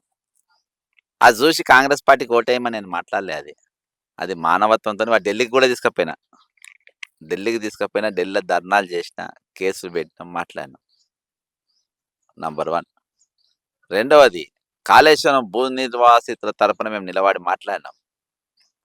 మేము ఆ రోజేమో నిలబడి మేము రేపు కాంగ్రెస్ పార్టీకి ఓటేయండి, కాంగ్రెస్ పార్టీ వస్తే ఇది కట్టని అనలే. ఎందుకంటే మేయా కృష్ణారెడ్డి నేను ఆ రోజే బ్రదర్ కాంగ్రెస్ పార్టీ అధికారంలో ఉన్నప్పుడే, దయచేసి మీరు వెనక వెళ్ళి చూడండి, కాంగ్రెస్ పార్టీ అధికారం ఉన్నప్పుడే నేను బట్టి విక్రమార్కని 12 మంది ఎమ్మెల్యేలు వెళ్ళిపోతే నువ్వు ఏం బిక్తున్నావు అని అడిగిన, నువ్వు ఎందుకు కేసులు వేసలే అడిగిన, వాళ్ళని ఎందుకు సస్పెండ్ చేయలేదంటే ఆ రోజే నేను అడిగిన, ఉత్తమ్ కుమార్ రెడ్డిని నిలదీసి అడిగిన. నేను కాంగ్రెస్ పార్టీని ఏ రోజు నేను వదలలే. ఇంకోటి, నేను ఎక్కడ కూడా పథకాల గురించి ఎక్కడ కూడా నేను మాట్లాడలే. రేపు కాంగ్రెస్ పార్టీ అధికారంకి వస్తే బస్సు ఫ్రీగా ఇస్తామని నేను అనలే, లేకుంటే రేపు ఏది బీసీలకు మొత్తం జనాభా తామాషా ప్రకారం ఇస్తామని అనలే. నేను వాగ్దానం లేదు. నేను పొట్టి ప్రజా సమస్యలపైన జరుగుతున్న దోపిడీపైనే నేను ప్రశ్నించిన. ఆ రోజు తెలంగాణలో ఉన్న అన్నిటి మీద కుదబెట్టి, రాష్ట్ర వరంగల్ సెంట్రల్ జైలు కూడా కుదబెట్టిండ్రు అనేది వాస్తవం. ఏమైనా సెంట్రల్ జైలు కుదబెడతారా? అది మహారాష్ట్ర బ్యాంక్ ఆఫ్ మహారాష్ట్ర పూణేలా 1150 కోట్లకు కుదబెట్టారు. ఈరోజు బంగారు తెలంగాణ అనుకుంటాం, ఆత్మగౌరవం తెలంగాణ అనుకుంటాం. ఈరోజు వాటిని తీసుకుపోయి కుదబెట్టడం తప్పు అని చెప్పేసి నేను చూపించిన. అది తప్ప? కాబట్టి ఈరోజు ప్రభుత్వ ఆసుపత్రిలో ఉన్న వసతుల పరిస్థితి నేను అడిగిన. ప్రసూతి మరణాలు అవుతుంటే, ప్రసూతి మరణాలు ఎట్లా? వాళ్ళకు కుటుంబ నియంత్రణ ఆపరేషన్ చేసుకుంటే 6 మహిళలు చచ్చిపోయిన వికారాబాద్లో, దాని గురించి పోయి మేము మాట్లాడినాం. కాబట్టి జరుగుతున్నటువంటి ఏది స్కాముల పైన, జరుగుతున్న కుంభకోణాలపైన, జరుగుతున్నటువంటి ఏదైతే అనీతి కార్యక్రమాలపైన దాని గురించి మేము మాట్లాడినాం. కానీ ఈరోజు వాటిపైన ఇవాళ కూడా అదే కొనసాగిస్తా ఉన్నాం. ఆ రోజు ఉన్న నవీన్ మిత్తర్ ఈ రోజు కూడా ఎందుకున్నాను అనుకుంటున్నాం. కానీ ఈ రోజు వాళ్ళు నాకు అదే అన్యాయం చేసిన కొనసాగుతుంది అని మాట్లాడుతున్నా, కొనసాగింపుగా నేను మాట్లాడినా. అంతేగా ప్రభుత్వం మార్పుతోని ఒక బ్రేక్ వస్తుంది, లేకుంటే పార్టీ మంచిగా ఆలోచించి ఒక మంచోని ముఖ్యమంత్రి చేస్తాను అనుకున్నాం. కానీ ఒక దొంగను చూసి చేస్తామని చెప్పి మేము అనుకోలే. ఇప్పుడు ఏ ఎన్నికలైనా ఈ యువత మీద ఫోకస్ చేయడం అనేది కామన్ అయిపోయింది. ఇంతకుముందు మన కేసీఆర్ ప్రభుత్వం వచ్చింది, నిరుద్యోగుల విషయంలో ఎన్నో నోటిఫికేషన్లు వేసిర్రు, పేపర్ లీకేజ్ అయింది, పరీక్షలు అనేటివి రద్దు చేసిర్రు. అదేవిధంగా కాంగ్రెస్ ప్రభుత్వం వచ్చింది, వాళ్ళు వచ్చిన మొదటి సంవత్సరంలోనే 2 లక్షలు భర్తీ చేస్తామన్నారు. అందులో కనీసం 50% కూడా భర్తీ చేయలేరు. ఇప్పుడు మీ విధంగానే ప్రతి ఒక్కరు వస్తున్నారు, హామీలు ఇస్తున్నారు, వాళ్ళ హామీలన్నీ మేనిఫెస్టో వరకే పరిమితం అయిపోతున్నాయి, అవి ఆచరణలకని రావట్లేదు. ప్రతి ఒక్కరు వస్తుర్రు, గెలిచేంత వరకు హామీలు ఇస్తుర్రు, గెలిచిన తర్వాత సమావేశాలలో కనీసం ఆ మాట అయినా ఎత్తుతలేరు సమావేశాల టైంలో. అదే విధంగా మీరు కూడా ఇప్పుడు హామీలు ఇస్తున్నారు, మిమ్మల్ని మేము ఏ విధంగా నమ్మాలా? మీ హామీలు కూడా మేనిఫెస్టోకే పరిమితమా, లేదంటే ఆచరణలోకి తీసుకొస్తారా? మాకు కొంచెం నమ్మకం కలిపియాలి. ఎమ్మెల్సీ డ్యూటీ, ఎమ్మెల్యే పని, ఎమ్మెల్సీ చేయాల్సిన పని, పెద్దల సభలో చేయాల్సిన పని ఏందనంటే ఇప్పుడు నువ్వు అడిగిన ఇష్యూస్ పైన చేయాలి.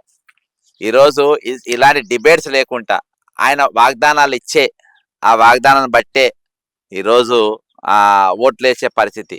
కానీ ఆ వాగ్దానాల కంటే ఎక్కువ కూడా ఆయన ఇచ్చే రొక్కం పైన ఎక్కువ ఆలోచన పెట్టుకొని ఓట్లేసే తరుణం ఈ రోజు నడుస్తూ ఉంది, ట్రెండ్ నడుస్తూ ఉంది. ఇటువంటి డిబేట్స్ లేక ఈ ప్రాబ్లం వస్తుంది.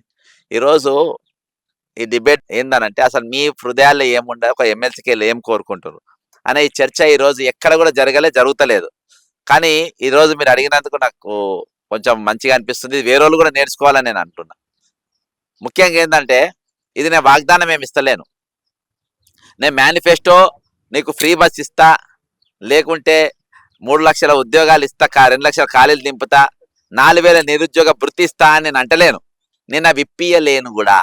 కానీ ఇస్తా అని చెప్పిన ప్రియాంక గాంధీ గారు, ఇస్తా అన్న కాంగ్రెస్ పార్టీ, బీసీ కులాల గల రిజర్వేషన్ ఇస్తామన్న కాంగ్రెస్ పార్టీ, అంతేకాకుండా కాంగ్రెస్ ప్రభుత్వం అధికారంలోకి వచ్చి ఈరోజు భూమి లేని వాళ్ళ భూమి ఇస్తామన్నారు, ఇల్లు లేని వాళ్ళకి ఇల్లు ఇస్తామన్నారు, బంగారం ఇస్తామన్నారు, బైకులు ఇస్తామన్నారు, 2 లక్షల ఖాళీలు నింపుతాను అన్నీ అన్నావు కదా. ఇవేవి కూడా నేను వాగ్దానం ఇస్తలేను. మీరు వాగ్దానం ఇచ్చినావు కదా, దీన్ని ఎందుకు చేయలేదని నేను అడుగుతా, దీన్ని నెరవేర్చాలని అడుగుతా. మా దగ్గర బడ్జెట్ లేదని వాళ్ళు అంటారు కావచ్చు, బడ్జెట్ లేదని నీకు తెలుసు కదా, మరి వాగ్దానం ఎందుకు ఇచ్చినావని నేను అడుగుతా. నా దగ్గర ఏమేమి కుదబెట్టిన నా దగ్గర డాక్యుమెంట్ ఉన్నాయి, మీ గత రికార్డులు తీస్తే వస్తుంది. ఏమేమి కుదబెట్టినరో నా దగ్గర రికార్డు ఉన్నాయి. పోలీస్ జీబులు కుదబెట్టినరు, పోలీస్ వాకీ టాకీలు కుదబెట్టినరు, ఏదో సెంట్రల్ జైలే కుదబెట్టినరు. వాగ్దానాలు ఎట్లయితే అనుకుంటా తమ్ముడు.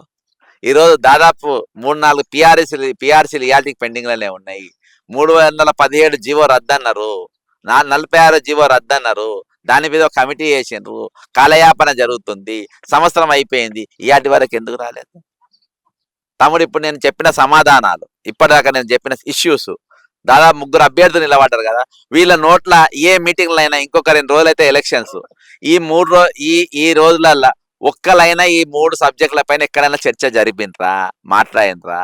నాతోనైంది, నేను చేసిన. గ్రూప్ 1 ఎగ్జామ్ లీక్ అయింది, పరీక్షలు వాయిదా పడ్డాయి కదా, దాని మీద బక్క జడ్సన్ హైకోర్టుకు పోయిండు, ఈ రోజు వరకు కూడా నడుస్తుంది. ప్రతి ఇష్యూ పైన నాది హైకోర్టులో ఉంది, లేకుంటే సిబిఐలో ఉంది, లేకుంటే ఈడీలో ఉంది, లేకుంటే విజిలెన్స్లో ఉంది, లేకుంటే ఏసీబీలో ఉంది, ఏదో దగ్గర ఉంది. ఈ రోజు ఒకడు స్కామ్ చేయాలన్నా భయపడాలి. నేను చెప్తాగా, మొన్నటి దాకా సీతక్క ఆమె తుపాకీ పట్టుకొని తిరిగింది, జన సవంతిలోకి వచ్చి ఈరోజు మంత్రిగా అయింది. మరి జనాలకు నువ్వు ఏం చేస్తున్నావు, నువ్వు ఏం మాట్లాడుతున్నావు, ప్రజల తరపున ఏం చేసినావు? నీ ఈరోజు పంచాయతీరాజ్ చట్టంలో ఏ విధంగా ప్రజల భాగస్వామ్యం ఉన్నది? ఒక భీమవరం బుల్లోని తీసుకొచ్చి అందులో ఒక ఇంజనీరింగ్ చీఫ్గా పెట్టుకొని ఈరోజు దాదాపు కొన్ని 100 కోట్ల రూపాయలు ఈరోజు స్కాములు జరుగుతూ ఉన్నాయి, రెవెన్యూ జరుగుతూ ఉన్నాయి. ఈరోజు తెలంగాణకు తమ్ముడు మనం తెలంగాణ 4 అంశాల మీద తెచ్చుకున్నాం: నీళ్లు, నిధులు, నియామకాలు, స్వయం పాలన, తర్వాత ఇంకోటి ఆత్మగౌరవం. నా ఓటు నేను అమ్ముకున్నాక ఆత్మగౌరవం ఉందా? నేను అప్పుల పాలైనాక ఆత్మగౌరవం ఉందా? నా నీళ్లు ఆంధ్రానికి అప్పచెప్పినావు కదా వర్కులు మొత్తము, ఈరోజు నన్ను అప్పుల పాలు చేసినావు కదా. ఆంధ్రలో పోతా పోతా కూడా జాబ్ క్యాలెండర్ రిలీజ్ చేసింది కదా, మరి ఈ రోజు ఏమైపోయింది? కాబట్టి ఈ రోజు తమ్ముడు, నువ్వు ఏ సమస్య అడిగినా కానీ ఒక అవగాహన అనేది నాకు స్పష్టంగా ఉంది, నేను మాట్లాడగలుగుతా. వాగ్దానం ఇచ్చేటోడు లీడరే కాదు, కానీ ఇచ్చిన వాగ్దానాన్ని నిలబెట్టేటోడు లీడర్ అంటాడు. ఈరోజు బాజాప్త అంత దూరం ఎందుకు తమ్ముడు? ఇప్పుడు మన నిజామాబాద్లో ఉన్నాం కదా, ఇక్కడనే చొప్పదండిలా ఒక గల్ఫ్ కార్మికుడు సౌదీలో చచ్చిపోయాడు. నేను మొన్ననే దానిపైన ఎన్నికల తర్వాత దాని గురించి నాకు ఒక ఇష్యూ వాట్సాప్లో పంపిండ్రు ఒకరు. దానికి పొన్నం ప్రభాకర్ గారు, కలెక్టర్ గారు, లోకల్ ఎమ్మెల్యే మేడిపల్లి సత్యం అనుకుంటా, వీళ్ళందరూ కలిసి చెక్ ఇచ్చిండ్రు, జీవో 5 లక్షల రూపాయలని. ఇవాటి వరకు నాకు పైసలు రాలే. ఎవరు మాట్లాడిండ్రు? నేను మాట్లాడినా. మరి అదే జిల్లాకు సంబంధించి అదే మేడిపల్లి సత్యం దోస్తు ప్రసన్న హరికుమార్ మాట్లాడిండ్రా? అదే జిల్లాకు సంబంధించి నరేందర్ మాట్లాడిండా? అక్కడనే నిలబడుతున్న లారీ యజమాని యూనియన్ ప్రెసిడెంట్ అంజిరెడ్డి మాట్లాడిండా? ఎవరు మాట్లాడిండు? నేను మాట్లాడినా. కాబట్టి ఇష్యూస్ బ్రదర్ స్పందించే ఎమ్మెల్సీకి ప్రధానంగా లక్ష్యం ఏంటంటే, ఎమ్మెల్యేలకు కాదు ఇది, స్పందించే హృదయం ఉండాలి. ఎందుకంటే 4 జిల్లాలు, ఇది 42 అసెంబ్లీలు, 499 బూతులు, 3 లక్షల ఓటర్లు. నేను ఎక్కడ ఇష్యూ ఉన్నా నేను మాట్లాడతా. ఈరోజు నన్ను కౌన్సిల్కు పంపాల్సిన అవసరము ప్రతి ఓటర్కు ఉంది, ప్రతి యువకులకు ఉన్నది. ఎందుకు అవసరం ఉందంటే, రేపు నిస్వార్థంగా నేను నిలబడతా. రేపు యువకులను రాజకీయాలకు తీసుకురావాలి. ఈరోజు కొత్త రక్తం అంటారు. కొత్త రక్తం అంటే ఏం తెలుసా?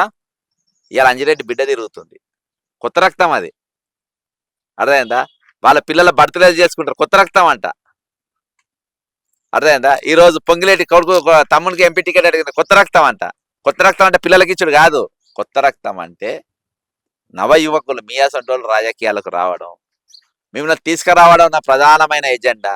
ఈరోజు ప్రశ్నించే గొంతు ఒకటే అంటే ప్రశ్నించే గొంతు అని చెప్పని కూడా నాకు సిగ్గు అవుతుంది. వాడు ప్రశ్నించే గొంతు అన్నాడు, 10 రూపాయల చాయ్ పైసలు అడిగిండు, అందులో పోయిండు. కౌన్సిల్లో 49 మంది బహుజన బిడ్డలు పడి చచ్చిపోతే మాట్లాడాడు, కులగణాలు తప్పు జరిగితే మాట్లాడాడు. అర్థమైందా?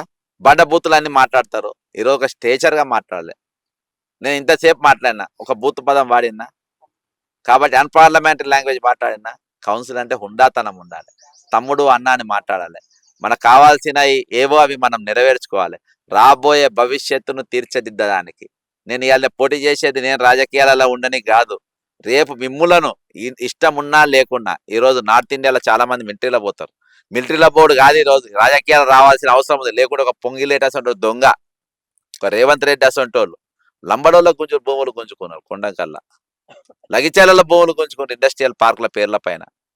ఈరోజు పిల్లగాళ్ళు చచ్చిపోకుంటే వాళ్ళ పచ్చడి అన్నం పెట్టింది. బ్రదర్, విద్యా వైద్య అనే ప్రధాన. సార్ ఇక్కడ నేను ఇంకో ఇష్యూ చెప్తాను, అండ్ మీ దృష్టికి తీసుకొద్దాం అనుకుంటున్నా. ఇప్పుడు ఎన్నికలు జరుగుతోంది సందర్భంలో మెదక్ జిల్లా, సంగారెడ్డి మెదక్ జిల్లాలో జహీరాబాద్ నియోజకవర్గం, జస్ట్ ఇవాళ మార్నింగ్ కూడా లైవ్ పెట్టాం మేము. టోరెంట్ గ్యాస్ కంపెనీ, మీరు చూసారా ఛానల్లో? నేను అక్కడికి వెళ్ళడం జరిగింది. వాళ్ళు మీ హెల్ప్ అడుగుతున్నారు. యాక్చువల్ గా పనులు స్టార్ట్ చేశారు. ఇప్పుడు మేము వెళ్ళామని తెలిసి ఇమీడియట్ గా పనులు స్టార్ట్, ఊర్లో నుంచి పైప్ వేశారు. ఆ విద్యార్థులు, ఆ ఊరు విద్యార్థులు ఎవరైతే బీటెక్ చదువుతున్న కుర్రోళ్ళు ఉన్నారో, సో వాళ్ళు పాదయాత్ర చేసిరు. పాదయాత్ర చేస్తే అక్కడ ఉన్నటువంటి ఎస్ఐ ఎన్కౌంటర్ చేసి చంపేస్తా గ్రామస్తులని, ఈ విషయం కనుక బయటికి వెళ్తే అని చెప్పి వాళ్ళ మీదనే కేసులు పెట్టి, లూనా నడిపేటోడి మీద కూడా లూనా వాడి ఫోటో తీసి, వాడి పొలంలో వాడు లూనా నడుపుకుంటుంటే ఈ ఎస్ఐ అక్కడ ఫోటో తీసి అతని దగ్గర ఫైన్ తీసుకొని ఇట్లా నానా రకాలుగా టార్చర్ పెడుతున్నారు సార్. టోరెంట్ గ్యాస్ ఇల్లీగల్, గ్రామంలో అసలు ఉండద్దు. అది ఏ క్షణమైన ఫైర్ అయితే ఊరు మొత్తం వల్లకాడైపోతుంది. సో 2500 మంది గ్రామస్తుల కోసం, ఆ గ్రామస్తుల కోసం ఆ ఊరు విద్యార్థులే నిలబడ్డారు. పోలీసులు తలబడుతున్నారు. పోలీసులు వాళ్ళ మీద కేసులు పెట్టి 4 కుర్రాలను తీసుకుపోయి జైల్లో పెట్టినారు ఇప్పుడు. సో అది చాలా పెద్ద సెన్సేషన్ ఇష్యూ అవుతుంది. ఫస్ట్ ఓకే టీవీయే తెర మీదకి తీసుకొచ్చింది. సో ఇటువంటి ఇష్యూస్ అన్ని కూడా జరుగుతా ఉన్నాయి సార్. విద్యార్థులను బ్లాక్ అవుతున్నారంట, మొత్తం రికార్డ్ చేసుకుంటున్నారంట, వాయిస్ తీసుకుంటున్నారంట, టెలికాస్ట్ అయితే లేదు. కొండకల్ల గంట సేపు రికార్డ్ చేసింది కదా.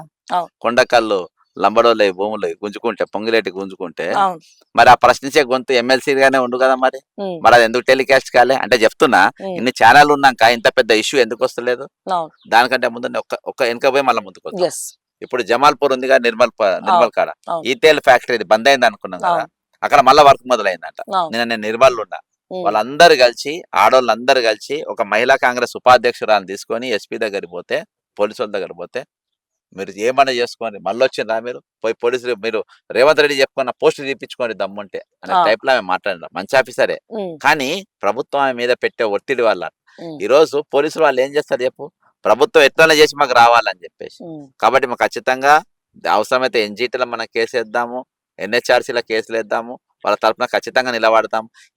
నేను అదే చెప్తున్నా, ఈ రోజు ప్రశ్నించే గొంతుకలు వీటన్నిటిపైన ఎందుకు మాట్లాడారు, ఉమ్, ఇష్యూస్ పైన ఎందుకు ఉండవు. ఇప్పుడు మీరే అంటున్నారు జెర్సన్ గారికి మేము కలుద్దామని, వాళ్ళు ఎందుకు, ఈయనకి ఏమున్నా ఈయనకు రూపాయి ఇచ్చేయలేదు, ఈయననే వస్తాడు, ఈయననే కొట్లాడతాడు, ఈయన టైప్ కొట్టుకుంటాడు, ఈయన కేసు ఫైల్ చేస్తాడు అనే నమ్మకం వాళ్ళకు ఉన్నది కాబట్టి. అందుకనే ఇటువంటి ఇష్యూ వచ్చే రోజు ఇంకా పెరుగుతూ ఉంటది. yes, ఈ రోజు గరీబ్ ఒక బహుజనునికి ఒక ఎకరం భూమి ఉండి, ఉమ్, తమ్ముడు మీ పేరేం పెడతాను, శ్రీధర్ తమ్మునికి ఒక ఎకరం భూమి ఉంది అనుకో, ఆ భూమి పుసుక్కున వీళ్ళ తాత కొన్నప్పుడు 500 రూపాయలు ఉండే, అది ₹1,00,00,000 అడిగితే అలా ఫ్యాక్టరీ పెడతా అంటాడు. అవును, నీ పేరేం పేరు తమ్ముడు? దివాకర్కు ఆర్మూరు వెనుకన, ఆర్మూరు దగ్గర ఒక 2 ఎకరాలు ఉన్నది. 2 ఎకరాలకు 2 కోట్లు రేటు పెరిగిందంటే అక్కడ మేము ఇమీడియట్ గా ఇక్కడ ఇండస్ట్రియల్ హబ్ పెడతా అంటాడు. హబ్ కోసం కాదు, ఆ, హబ్ కోసం కాదు. ఉమ్, ఇక్కడ పండు అనే ఇందాక నేను థియేటర్లో చూసిన, అక్కడ పెద్ద పెద్ద కాంప్లెక్స్. అరే ప్రజాసేవకుడు వ్యాపారాలేని పని పై నీకు ఎందుకు ఉండాలి? ఇక్కడ నియోజకవర్గం వల్ల ఉమ్, నీకు షాపింగ్ కాంప్లెక్స్ కానీ పెద్ద పెద్ద ఎందుకు నీకు? నువ్వు ప్రజాసేవలు ఉన్నావు, లోకల్ ఇవ్వడానికి పెడతాడా? నేను ఇవాళ నరేందర్ రెడ్డి అంటాడు కూడా మొత్తం స్కూళ్ళలో పెట్టి చిన్న చిన్న స్కూళ్ళని చంపేసిండు. అవును, పెద్ద ఇప్పుడు ఈరోజు అర్థమైతే విద్యా సంస్థ, ప్రైవేట్ విద్యా సంస్థలు మీరు సపోర్ట్ చేసే వాళ్ళకి ఒక మాట చెప్తున్నా, మీరు ఆల్ఫోన్స్ అనేటువంటి రేపు పెంచితే గెలిపిస్తే మీ దగ్గర ఉన్న చిన్న ఆ కాలేజ్ అక్కడికి వస్తుంది, ఆ కాలేజ్ అక్కడికి వస్తుంది. మా కాలేజ్ అదంటది ఇదంటది, మీ కాలేజీని చంపేస్తుంది. మీ కాలేజీలో ఫీజు రియంబర్స్ మీద ఉన్నాయనుకో, ఫీజు రియంబర్స్మెంట్ రావు, మీద అక్కడికే ఉంటుంది. కాబట్టి ఇవన్నీ జరుగుతూ ఉంటాయి. అందుకనే ఈరోజు మరి సంగారెడ్డిలో జరిగిన ఇష్యూ, అంతేకాకుండా ఈరోజు జమాల్పూర్లో జరిగినటువంటి ఇష్యూ, నిర్మల్ల, లగిచెర్ల, ఇట్లా భూములు అనేది ఫ్యాక్టరీ పెట్టరు, బొంద పెట్టరు.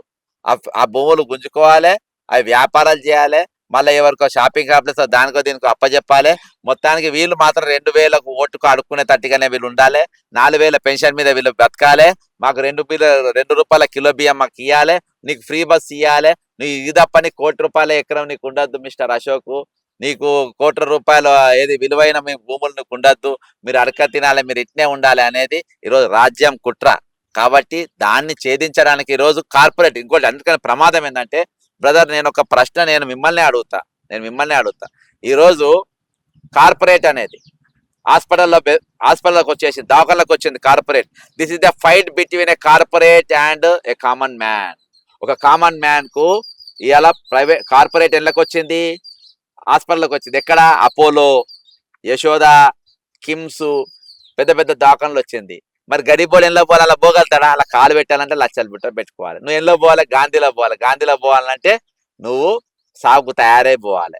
నా మరణానికి నేనే బాధ్యునని రాసుకున్నట్టు పోవాలి. అది బాధ్యత స్పీకరే అన్నాడు. ఈరోజు మళ్ళా కార్పొరేట్ ఎక్కడ ఎంటర్ అయింది?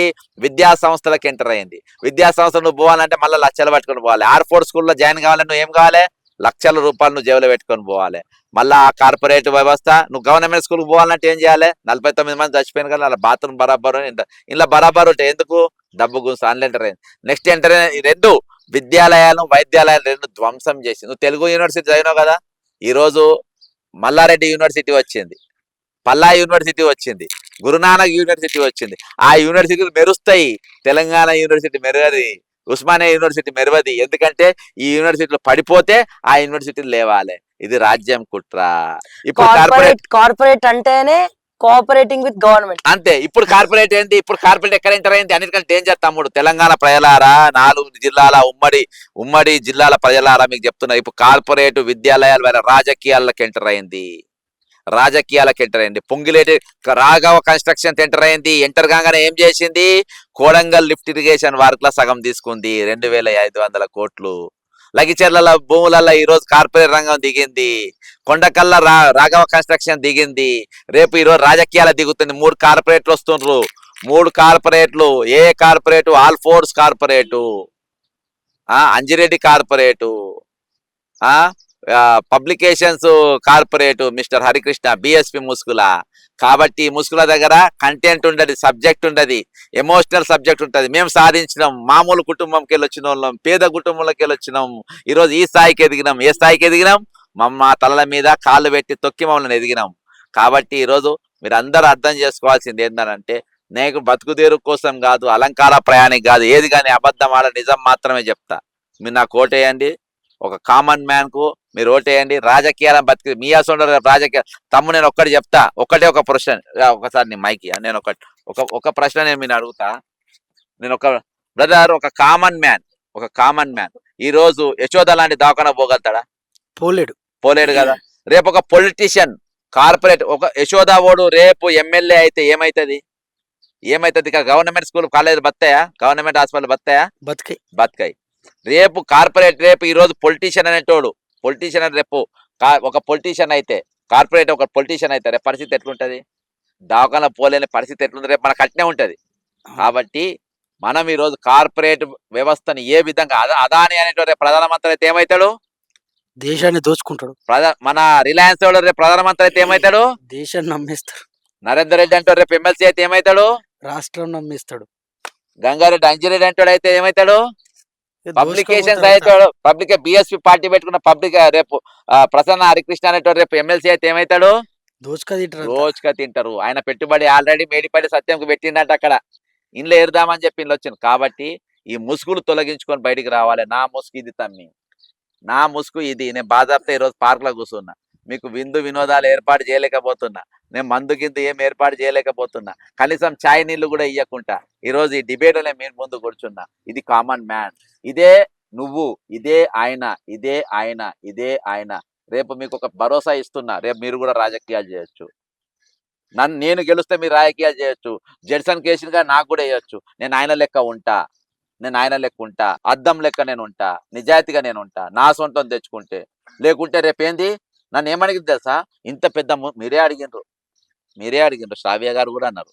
ముగ్గురు నిలబడ్డారు మూర్తులు, ఒకడు పుస్తకాలతో వస్తుండు, ఒకడు స్కూళ్ళతో వస్తుండు, ఒక లారీలతో వస్తుండు. నీ దగ్గర ఏముందని? నా దగ్గర, వాళ్ళ దగ్గర ఏముందో నా దగ్గర ఉంది. వాళ్ళ స్వార్థం కోసం వాడుతాను, నేను మీకోసం వాడు. కాబట్టి అది అప్రమత్తంగా ఉండాలి. కార్పొరేట్ వ్యవస్థలను, వ్యాపారస్తులను రాజకీయాలు రాకుండా అడ్డుకోవాల్సిన బాధ్యత ఈరోజు మీ పైన ఉంది. రేపు ఈరోజు నన్ను ప్రశ్న అడిగినావు కదా, నువ్వు నరేందర్ భాయ్ వాళ్ళ ఇంటికాడ అడుగు, ప్రసన్న హరికృష్ణ భాయ్ అడుగు, అంజరెడ్డిని అడుగు, వాళ్ళ గర్భదాకా కూడా నువ్వు పోలేవు. బక్క చేస్తాను పాకలా వస్తే తీసుకొచ్చి ఇలా ఉగ్గబెట్టి అని అడుగుతుండ్రు. ఒక నిమిషం అమ్మా, మీరు ఎప్పుడు వచ్చిండ్రు? వచ్చిండ్రా? మీరు ప్రసన్న హరికృష్ణ గారిని కలవగలిగిండ్రా? మీరు ఒక జర్నలిస్టే కలవలేకపోయింది.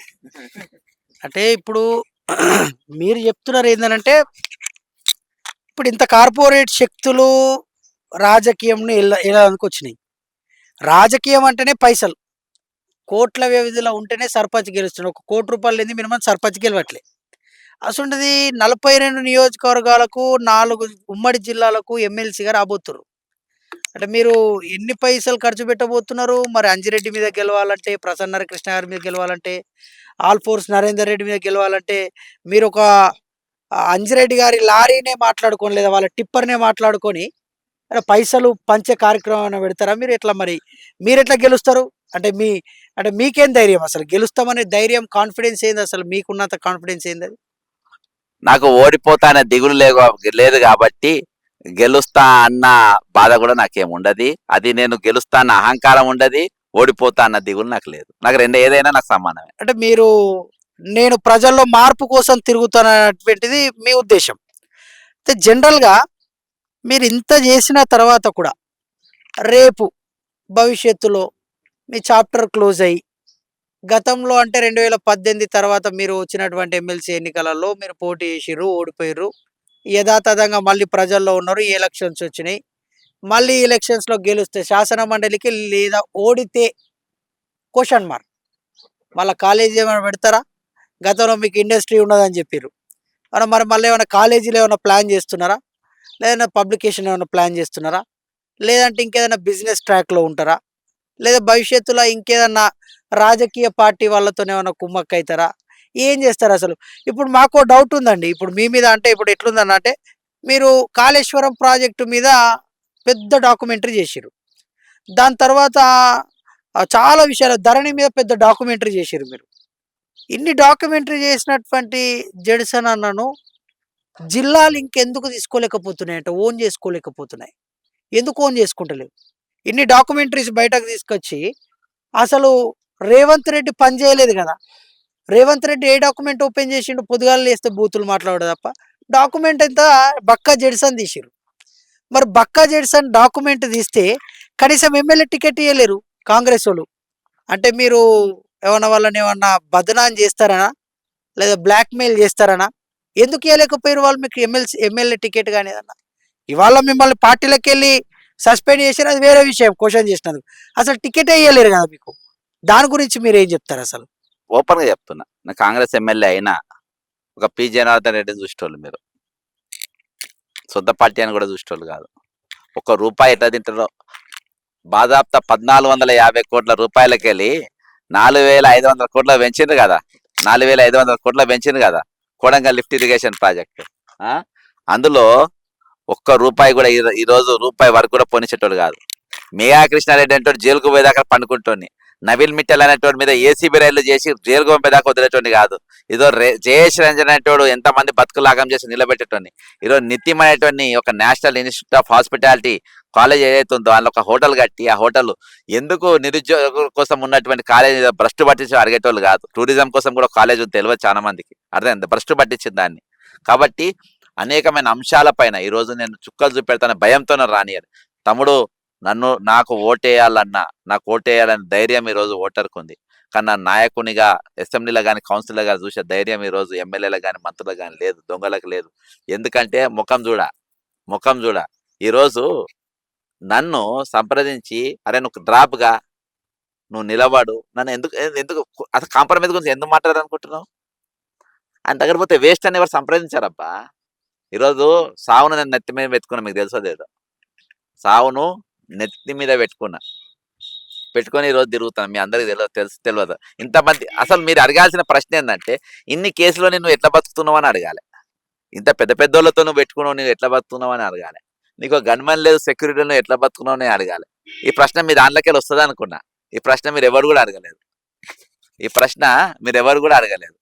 అంటే జనరల్గా మీరు అదే అంటారు. మేమేమంటున్నామంటే, ఇన్ని కేసులు ఉన్న బక్కా జెడిసన్ హాయిగా రోడ్ల మీద తిరుగుతున్నాడు.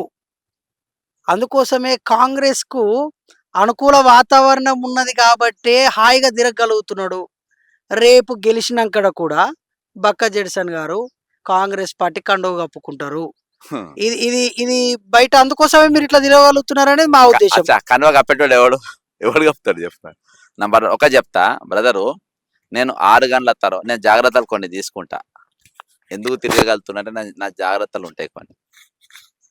మీ ఆశీర్వాదం, దేవుని ఆశీర్వాదం, మీ ఆశీర్వాదం ఉంటుంది, దేవుని దయా కనికరం ఉంటుంది, దాంతో బతుకుతున్నాం అంతేగాని వేరే ఏం లేదు తమ్ముడు. ఈరోజు కాంగ్రెస్ పార్టీ పోతారు వస్తారు అనే అనుమానం మీకు ఇవ్వలేదు. నిన్న కూడా ఒక నిర్మల్ ఒక పెద్ద నాయకుడు అన్నం తినబెట్టి నిన్న కూడా అడిగింది, అన్న రా అన్న పార్టీలకు.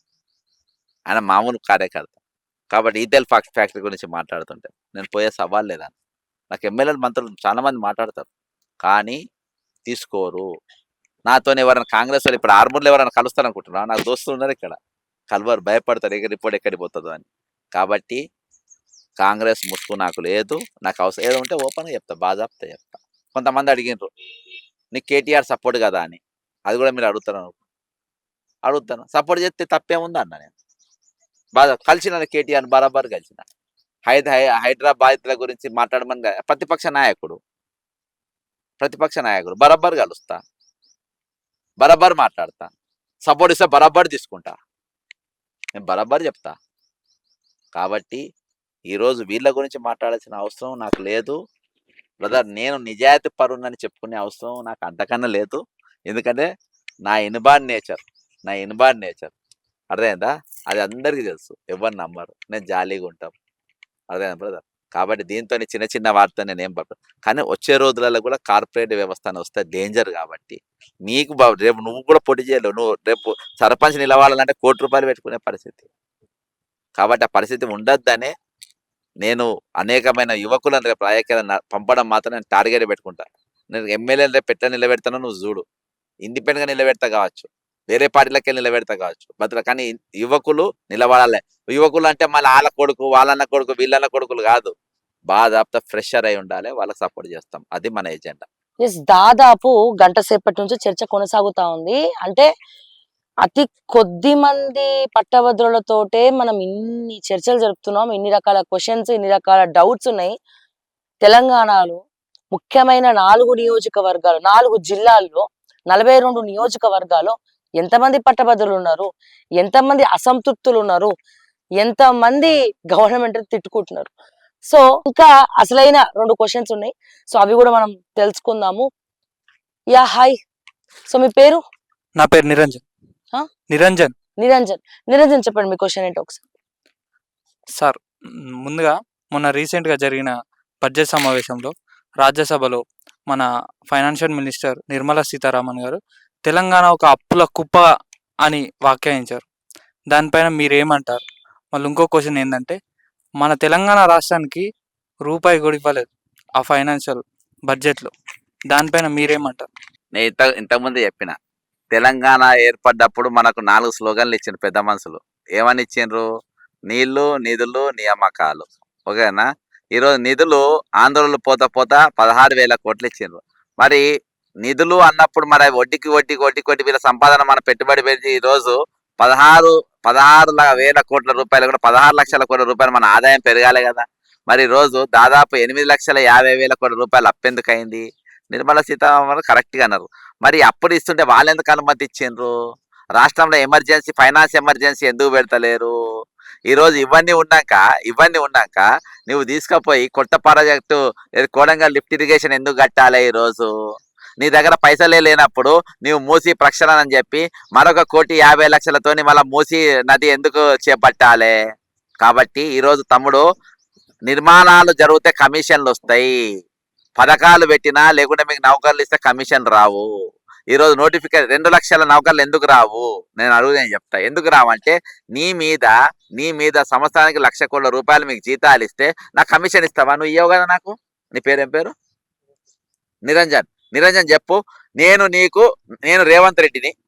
నిరంజన్, నేను నీకు నౌకరిచ్చిన, గ్రూప్ 1 RD1 నౌకరిచ్చిన, నీకు ఈ నెల జీతం ఫస్ట్ 1,00,000 రూపాయలు వచ్చింది. నువ్వు నాకు కమిషన్ ఇస్తావా? చెప్పు, మైక్లో చెప్పు. నువ్వు నాకు 1,00,000 రూపాయలు నాకు ఇస్తావా? ఇవ్వను. నీకు 1,00,000 రూపాయల జీతం నా RD1 నౌకర్ నీకు ఇచ్చిన, రేవంత్ రెడ్డిని అనే నేను, నిరంజన్ అనే నీకు RD1 నౌకర్ ఇచ్చిన, నీకు 1,00,000 రూపాయల జీతం ఇచ్చిన. నీకు 1,00,000 రూపాయల జీతం ఇస్తే నాకు 10,000 తెచ్చిస్తావా ఇంటికి? ఇవ్వను. ఇవ్వవు కదా. ఇవ్వను. అందుకనే నీకు నౌకర్ ఇయ్యా. నేను ఎవరికి ఇస్తా? ఎవరికి ఇస్తా? మేఘా కృష్ణారెడ్డికి వర్క్ ఇస్తా. మేఘా కృష్ణారెడ్డికి నా కోడంగల్ తీసుకుపోయినా, నా లిఫ్ట్ ఇరిగేషన్ వర్క్ ఇచ్చిన. అది పొంగిరెడ్డి చూసిండు, ఆయనకి ఇచ్చిన. మన నా సంగతి ఏంది? నేను కూడా పెట్టుబడి పెట్టా కదా, నాది కూడా రాఘవ కన్స్ట్రక్షన్ ఉంది కదా, నువ్వు సగం తీసుకో, నువ్వు 10%. నిరంజన్, నేను నౌకరియా. నీకేం కావాలి? నీకు మీ అమ్మ ఫ్రీ బస్ ఎక్కి తినిపో, నీకు ఫ్రీ బస్సే నీకు. అర్థమైందా? రైతు బంధు ఇస్తాపో. సార్ రాలే, ఉన్నప్పుడు ఇస్తాపో. గల్ఫ్ పో, నువ్వు చచ్చిపోతే 5 లక్షలు ఇస్తాపో. ఇది బ్రదర్, ఇది కుట్ర. ఇంట్లోకెళ్ళి బయటికి రావాలి. ఇంకోటి ఏమో అడిగినావు నువ్వు. మనకు బడ్జెట్ లో డబ్బులు సెంట్రల్ గవర్నమెంట్ మన తెలంగాణకు రూపాయి కూడా కేటాయించేయలేదు. అవును, ఇస్తుంది. మరి ఇప్పుడు 8 మంది ఎంపీలు ఉన్నారు. ఇక్కడ పసుపు బోర్డు ఎంపీ ఉన్నాడు, పసుపు బోర్డు తెచ్చినట్టున్నాడు అరవింద్. అవును, దానికి సరే తెచ్చిండు. కంగ్రాచులేషన్ చెప్పుకుంటా. ఉం. ఉన్నారు 8 మంది ఎంపీలు ఉన్నారు. వీళ్ళు పోయి ఏం మాట్లాడుతుండ్రు? 8 మంది కాంగ్రెస్ ఎంపీలు ఉన్నారు, వీళ్ళు ఎందుకు మాట్లాడలేదు? బ్రదర్, ఈ రోజు వేలంపాట పెట్టినట్టుగా, ఇగో వేలంపాటలు 2 జాగాలలో జరుగుతున్నాయి. వేలంపాటలు ఒక టికెట్ల కాడ కాంగ్రెస్ పార్టీ వేలంపాట షురు. ఎమ్మెల్సీ టికెట్ దేనికి? ఈరోజు కరీంనగర్, ఆదిలాబాద్, నిజామాబాద్ టికెట్ కు కాంగ్రెస్ టికెట్ ఎంత? బిడ్డు ఎవరెవరు? ఇద్దరేమో వేసినట్ట బిడ్డు. ఎవరెవరు వేసిండ్రు బిడ్డు? ప్రసన్న హరికృష్ణ, ఈయన. సరే 5 కోట్లు ఒకటోసారి, 10 కోట్లు రెండోసారి. నారాయణ పేరు ఆల్ఫోన్స్ 11 కోట్లు ఒకటోసారి, రెండోసారి. ఈయన 12 కోట్లు ఒకటోసారి, 15 కోట్లు ఒకేసారి. Narendra ticket final. Next BJP ticket original worker ఎవరు? సుగుణాకర్ రావు అనే ట్రై చేసిండంట. ఆయన దగ్గర పైసలు లేవు పాపం. అర్థమైందా? ఇంకా మంచిర్యాల టికెట్ ట్రై వాళ్ళకి రాలేదు. కాబట్టి మళ్ళీ బిడ్డు మొదలైంది. Single bid, no tender. Congress లో 15 కోట్లు కదా, నేను కూడా 15 కోట్ల టికెట్. నెక్స్ట్ ఓట్లు, నీ ఓటు ఎంత? ఓటుకు ఎంత ఇస్తుండు? అంజిరెడ్డి ఎంత ఇస్తుండు? 5,000 ఇస్తుండు. 5,000 ఇస్తే నేను ఎంత ఇస్తా? నేను 7,000 ఇస్తా. 7,000 బీఎస్పీ పార్టీ ఎంత ఇస్తుంది? 5,000 ఇస్తుంది. కానీ నేను బుద్ధిమంతుని, వాళ్ళకంటే మంచోని. నేను చిన్న దొంగని, పెద్దోని కాదు. నేను చిన్న దొంగను. నేను సారా దాయిపించిన, వాళ్ళేమో టీచర్లు దాయిపించారు. కాబట్టి నాకే అని ఇంకో స్మాల్ కార్పొరేట్ కంపెనీ, ఏమో పబ్లికేషన్స్, అది విన్నర్స్ పబ్లికేషన్స్. కాబట్టి అది వచ్చింది. కాబట్టి ఈరోజు మీరు ఈ ఫైనాన్స్ గురించి కానీ, ఈ అప్పులు, ఈరోజు ఎన్ని అంశాలు వచ్చినాయి మన దగ్గర. నీళ్ళ గురించి వచ్చింది, నిధుల గురించి వచ్చింది, నా ఒక ఎమ్మెల్సీగా గెలిస్తే నా బాధ్యతల గురించి వచ్చింది, నా ఆస్తి గురించి అడిగిండ్రు, నా స్వార్థం గురించి అడిగిండ్రు.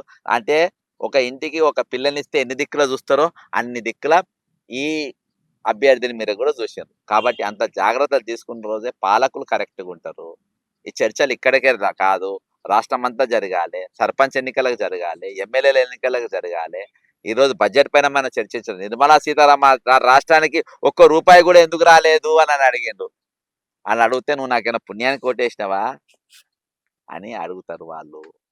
కాబట్టి మనము ఈరోజు నిలబెట్టి అడిగే ప్రశ్నలు, ఇటువంటి మాట్లాడే పరిస్థితి మనం తీసుకురావాల్సిన బాధ్యత ఈరోజు మన పైన ఉన్నది. ఈరోజు తెలంగాణకు రూపాయి ఇయ్యకపోవడం కాదు, కనీసము తెలంగాణ కోసం ఇచ్చిన ఏవి హామీలు ఉన్నాయో, తెలంగాణ విభజన హామీలు కూడా ఇయాటి వరకు నెరవేరాలంటే అది పాలకులది. ఇదే అభ్యర్థులు దగ్గరకు వస్తారో రారో అన్న తరుణంలో మేము ఏమనుకున్నామనంటే, ఏ అభ్యర్థి రాడు, అర్జించడేమో. ఆల్రెడీ కొందరేమో వాళ్ళ కార్పొరేట్ శక్తులను ఉపయోగించి వాళ్ళందరినీ ప్రచారం పంపించారు. మీరేమో స్వయంగా మీరే బండి కట్టుకొని ఓ నలుగురు పెట్టుకొని ఈ వ్యవస్థల మీరు కొంత మార్పు చేయాలి, కంపల్సరీ మన అవసరం ఉందని తిరుగుతున్నారు. మేము కూడా మీతోని డిబేట్లో పాల్గొనే క్రమంలో మేము అడిగిన క్వశ్చన్స్కి మనకు అనుకూలమైనటువంటి ఆన్సర్స్, అంటే మీకు ఒక విజన్ ఉన్న నాయకుడు, రేపు భవిష్యత్తులో ప్రతి సమస్య మీద అవగాహన ఉన్నటువంటి నాయకుడు చట్టసభలకు పంపాలి, అవకాశం వల్ల రేపు మంచి మేలు జరుగుతుందనేటువంటి ఒక కాన్ఫిడెన్స్ అయితే మాకు బక్కా జడ్సన్ గారి నుండి వచ్చిందని మేము ఆశిస్తున్నాం. మేము ఆశించిన దాంట్లో మేమేమనుకున్నామనంటే, మీరు వస్తున్నారని తెలిసిన తర్వాత నేను మీకు అందుకోసమే కాల్ చేసిన. ఎక్కడున్నారు, మేము మీతో మాట్లాడాలా అని అన్నప్పుడు, శ్రావ్య మేడం కూడా ఇక్కడ ఈ ప్రాంతంకి వస్తున్నారని తెలిసినప్పుడు, మేడం మీరు కూడా రండి, ఒకసారి వాళ్ళతో మాట్లాడదాం, ఏం చేద్దాం, ఒకసారి మాట్లాడదాం, మాకు సందేహాలు ఉన్నాయి. ఊకే జడ్సన్ గారు అన్ని ఛానళ్ళలో ఇంటర్వ్యూలు ఇస్తున్నాడు అని అనుకున్నాం. కానీ జనరల్గా మీతో మాట్లాడిన తర్వాత మాకు కూడా ఒక కొత్త క్లారిటీ వచ్చింది. క్లారిటీగా మేమేమనుకున్నామంటే, నేను కూడా మొన్నట్టుండి ఒక పెన్ను పెట్టుకొని తిరుగుతున్నా మేడం. ఒక పెన్ను ఏందనంటే, ఇది మీరు చూపించవచ్చు. నేను ఇది బాబాసాహెబ్ అంబేద్కర్ ఇమేజ్ ఉన్నటువంటి పెన్. ఇది నేను బాంబే చైత్యభూమి బాబాసాహెబ్ అంబేద్కర్ సమాధి అక్కడ నుండి నేను ఇది తీసుకొచ్చిన. నేను అనుకుంటున్నా నాకు సూటబుల్ పర్సన్ దొరుకుతాడేమో, రేపు ఈ క్యాండిడేట్లలో ఎవరైనా దొరుకుతారేమో, ఎందుకంటే గ్రాడ్యుయేట్స్ కోసం కదా, ఈ క్యాండిడేట్లలో దొరుకుతారేమో, ఎవరికైనా ఇద్దాం కావచ్చు, ఇస్తే ఉపయోగపడుతుంది. పెన్ను పెట్టుకున్నది బాబాసాహెబ్ అంబేద్కర్ రాజ్యాంగం పుణ్యాన మనం అంతా పోతున్నామని చెప్తారు కదా, ఇది గుండెల మీద పెట్టుకొని కౌన్సిల్లకు పోతారు, చట్టసభలకు పోయి చట్టాలను నిర్వీర్యం చేయకుండా పకడ్బందీగా అమలు చేస్తారు అనేటువంటి ఒక నాయకుడు దొరుకుతా, ఆ నాయకుడికి ఇద్దాం అనుకున్నా. కానీ నా దృష్టిలో ఈ కార్పొరేట్ వ్యవస్థను ఢీకొట్టి రేపు గట్టిగా నిలబడేటువంటి నాయకుడు, అంటే జనరల్గా అట్లా అనొచ్చునో అనరాదు నాకు తెలియదు అన్న. చాలామంది మీకు అంగవైకల్యం ఉన్నది, తిరుగుతాడో చేయడో చేస్తారో అన్న తరుణంలో మీరు తిరిగి ఇప్పుడు దగ్గర ఒక 300 దగ్గర 150 నుండి 200 కేసుల వరకు మంచి మంచి ఆర్టికల్స్ను బయట తీసిరు మీరు. నేను ఎప్పటి నుండో చూసినాం మేము. కానీ ఇప్పుడు నిజమైన నాయకుడు ప్రజల కోసం కొట్లాడుతాడు, దానికి ఏది కూడా అడ్డం కాదు అని చెప్పి మీరు నిరూపించారు. దానికి నేను ఈ పెన్నును మీకు బహుకరించాలని అనుకుంటున్నాను. ఇది మీరు ఎప్పుడు కూడా, అంటే ఏ చట్టసభలకు పోయేటప్పుడు మీరు దీన్ని మీ గుండెల మీద పెట్టుకుంటారని నేను ఆశిస్తున్నా. మంచి నాయకుడిని శ్రావ్య మేడం ఒకే టీవీ బృందం కూడా బయటకు సమాజంకు పరిచయం చేయడము చాలా అవసరం. ఎందుకంటే చారిత్రాత్మకంగా చూస్తే ఇప్పుడు చాలా మంది ఏం చేస్తారంటే, ఇప్పుడు ఒక చిన్న ఎగ్జాంపుల్ చెప్తా. 2016 సంవత్సరంలో అంబేద్కర్ పేరు మీద కానీ చాలా సోషల్ ఆర్గనైజేషన్స్ సంఘాలు చూసిరా చాలా ఉన్నాయి. 125వ జయంతి సందర్భంగా బాబాసాహెబ్ అంబేద్కర్ జయంతి సందర్భంగా సోషల్ ఆర్గనైజేషన్స్ లిస్ట్ తీసిరు. లిస్ట్ తీస్తే అరే లక్షల సంఘాలు ఉన్నాయి ఒక పేరు మీద. అయితే డిస్క్రిప్షన్ చదివిరట, సంఘాల రిజిస్ట్రేషన్ డిస్క్రిప్షన్. ఏంది సంఘాల డిస్క్రిప్షన్ అంటే, ఒక సమస్య ఉన్నది, సమస్యను పోగొట్టడానికి మేము సంఘాలు నిర్మాణం చేసినాం. సంఘాలు నిర్మాణం జరిగినప్పుడు సమస్యలు తగ్గాల. ఎందుకంటే సంఘాలు సమస్యల నిర్మూలన కోసమే పనిచేయడానికి సంఘాలు ఆవిర్భవించినాయి. కానీ ప్యారలల్గా ఏం జరిగినాయంటే సంఘాలు పెరుగుతున్నాయి, సమస్యలు పెరుగుతున్నాయి. సమస్యల లిస్ట్లా సంఘాలు పెద్ద సమస్యగా మారినాయి. జనరల్గా ఇప్పుడు ఛానల్స్ కూడా చూసినా నేను, ఎవరో ఒకరిని ఇండిపెండెంట్ జర్నలిస్ట్ అంటున్నారు. మేము కూడా ఒకే టీవీని చూసినప్పుడు అట్లనే అనుకున్నామా, మేడం ఏమొచ్చింది, మేడం ఎవరో బి టీమ్ ఏ టీమ్గా పనిచేస్తున్నారు, A to Z గా టీమ్గా పనిచేస్తుంది శ్రావ్య మేడం ఓకే టీవీ పేరు మీద. వీళ్ళకు కూడా రవిప్రకాష్ కదా పైసలు అందినట్టు మేడం కూడా అందినాయి కావచ్చు ఒక మూట, పార్టీకి పనిచేస్తుందేమో అని అనుకున్నాం. కానీ నిక్కచ్చిగా వచ్చిన తర్వాత తెలిసింది ఏంటంటే చాలా మందిని చూసినాం మేము. అందులో మీరు చాలా జెన్యున్గా, అంటే ఇవాళ ప్రత్యేకించి ఒక కార్యక్రమం మీద, అంటే ఒక ఇష్యూ మీద మీరు సంగారెడ్డి దాకా పోయారు, జైరాబాద్ దాకా పోయారు అని తెలిసినప్పుడు నేను చాలా ఆనందపడ్డా. అంటే ఈ జెన్యున్ క్యాండిడేట్, ఒక లేడీ తిరుగుతుంది, ఏదో ఒకటి చెయ్యాలి ప్రజల కోసం అని తిరుగుతుందని మాకు ఒక క్లారిటీ వచ్చింది. మీకు ఓకే టీవీకి మా నిరుద్యోగుల పక్షాన, గ్రాడ్యుయేట్ల పక్షాన, అట్లనే జెడ్సన్ అన్న కూడా మేము అంటే హృదయపూర్వక అభినందనలు, శుభాకాంక్షలు తెలియజేస్తున్నాం. మీరు గెలవకున్నా గెలిచిన వాళ్ళకనే 100 రెట్లు అంటే దానికి పోలికలు లేవు, వర్ణనాతీతం. ఎందుకంటే గెలిచిన వాళ్ళందరూ అసెంబ్లీకి పోయి చట్టసభలలో పోయి ఏం చెప్తారు అంటే ఈగలు కొట్టుకున్నాడు, దోమలు కొట్టుకున్నాడు తప్ప మిగతా దేనికి ఆవలింతలకు తప్ప నోరు తెరిచే పరిస్థితి లేదు. మీరు ప్రతిపక్ష హోదా అంటే అధికార పార్టీని నిడిసబెట్టి ప్రతిపక్షంలో ఉన్నారు, ప్రతిపక్షంగా మీరే ప్రతిపక్షంగా నిలబడ్డారు. ఇలా ఒక వ్యక్తి ప్రతిపక్షంగా నిలబడు, ఒక వ్యక్తిని చూసి భయపడడం అనేది, అంటే ఒక వ్యక్తి తీసుకొస్తున్న సమస్యలను తెరలేపుతున్న చూడడం అనేది చాలా పెద్ద విషయం. దాంట్లో ఇవాళ జెడ్సన్ గారు ఉండడం అనేది అంటే దాంట్లో చాలా అతిశయోక్తి ఏం లేదు. గొప్పగా మీరు అంటే ముందుకు రాణిస్తారని మేము కూడా కోరుకుంటున్నాం. భవిష్యత్తులో మీరు ఎమ్మెల్సీ కావాలా, ఇవాళ మా వాళ్ళు చెప్పిన సమస్యలన్నిటి మీద మీరు మాట్లాడతారు. మీతో పాటు ఇవన్నిటిని భవిష్యత్తులో జెడ్సన్ గారు ఆ రోజు నాకు ఇంటర్వ్యూ ఇచ్చారు, ఇగో ఇలా చూడరు అసెంబ్లీలో అట్లనే కౌన్సిల్ మాట్లాడిరని మాట్లాడకపోతే ఫస్ట్ జెడ్సన్ ని ప్రశ్నించే గొంతుకగా నేనే ఉంటా. రేపు మాట్లాడిన తర్వాత నేను అట్లా అనుకుంటలేనంటే, మాట్లాడిన తర్వాత ఇగో జెడ్సన్ గారు మాట్లాడిరని ప్రచురిస్తారని నేను కోరుకుంటున్నా. ప్రచురిస్తారు. ఫస్ట్ పర్సన్ ఓకే టీవీ శ్రావ్య మేడం అట్లా బృందమే ఉంటుంది అనుకుంటున్నా. ఆ ప్రయాణం అట్లా కొనసాగుతుంది అని కూడా నేను అనుకుంటున్నా. మీరు ఆ ప్రయాణంలో కొనసాగడానికి సహాయశక్తుల నిరుద్యోగుల పక్షాన, అట్లాగే గ్రాడ్యుయేట్ల పక్షాన మేము నిలబడతామని కూడా ఈ సందర్భంగా మీకు తెలియజేస్తున్నా.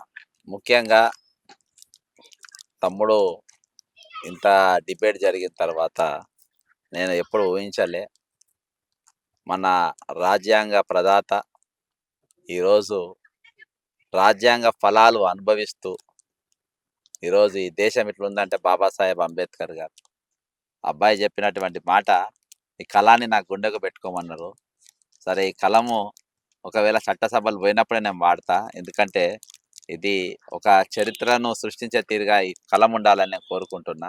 ఇది నేను ఎక్స్పెక్ట్ చేయలేదు, ప్రామిస్ ఇది ఎక్స్పెక్ట్ చేయలేదు. అసొంటిది నాకు ఇచ్చిండ్రు, చాలా ఎమోషనల్గా ఫీల్ అవుతున్నా. కాబట్టి ఇవన్నీ కూడా నెరవేరాలంటే మరి ఎన్నికల్లో, ఎమ్మెల్సీ ఎన్నికల్లో మరి సీరియల్ నంబర్ 6 నాది, మొదటి ప్రాధాన్యత ఓటు మీరు వేసి నన్ను గెలిపించాలని ఓకే టీవీ ద్వారా ఈ 4 నియోజకవర్గాలు ఉన్నట్టు నిజామాబాద్, ఆదిలాబాద్, కరీంనగర్, మంచిర్యాల్, ఈ చుట్టుపక్కల మెదక్, ఈ జిల్లాలో ఉన్నటువంటి వాళ్ళందరూ కూడా మీ ఓటు, మొదటి ప్రాధాన్యత ఓటు గెలిపించాలని కోరుకుంటున్నా. జై తెలంగాణ, అమరవీరులకు జోహార్లు. చర్చ అద్భుతంగా జరిగింది. సో ఈ చర్చ తర్వాత నాకు సరికొత్త ఆలోచన వచ్చింది. ఎందుకు ఇలా ఓకే టీవీ తెలంగాణ రాష్ట్ర వ్యాప్తంగా నిరుద్యోగుల సమస్యలు, పట్టభద్రుల సమస్యలు ప్రతిసారి ఒక ప్రతిపక్ష పాత్రను పోషిస్తూ ప్రజలకు ఏం కావాలో నాట్ ఓన్లీ పట్టభద్రులు అన్ని నియోజకవర్గాలు తిరగాలని ఒక ఆలోచన అయితే నాకు వచ్చింది ఈ చర్చ ద్వారా. సో దానికి మీ స్టూడెంట్స్ అందరికీ కూడా నేను చాలా ధన్యవాదాలు తెలుపుకుంటూ, సో మీ ఓటు హక్కుని వినియోగించుకోండి పట్టభద్రులారా, చాలా విలువైనది. దయచేసి చదువుకున్న వాళ్ళుగా, చదువుతున్నటువంటి వారిగా ఓటుకు మాత్రం అమ్ముడు పోవద్దు. మరిన్ని అప్డేట్స్ కోసం చూస్తూనే ఉండండి ఓకే టీవీ. అంటిల్ దెన్ నేను మిస్ శ్రావ్య. జై తెలంగాణ, జై హింద్.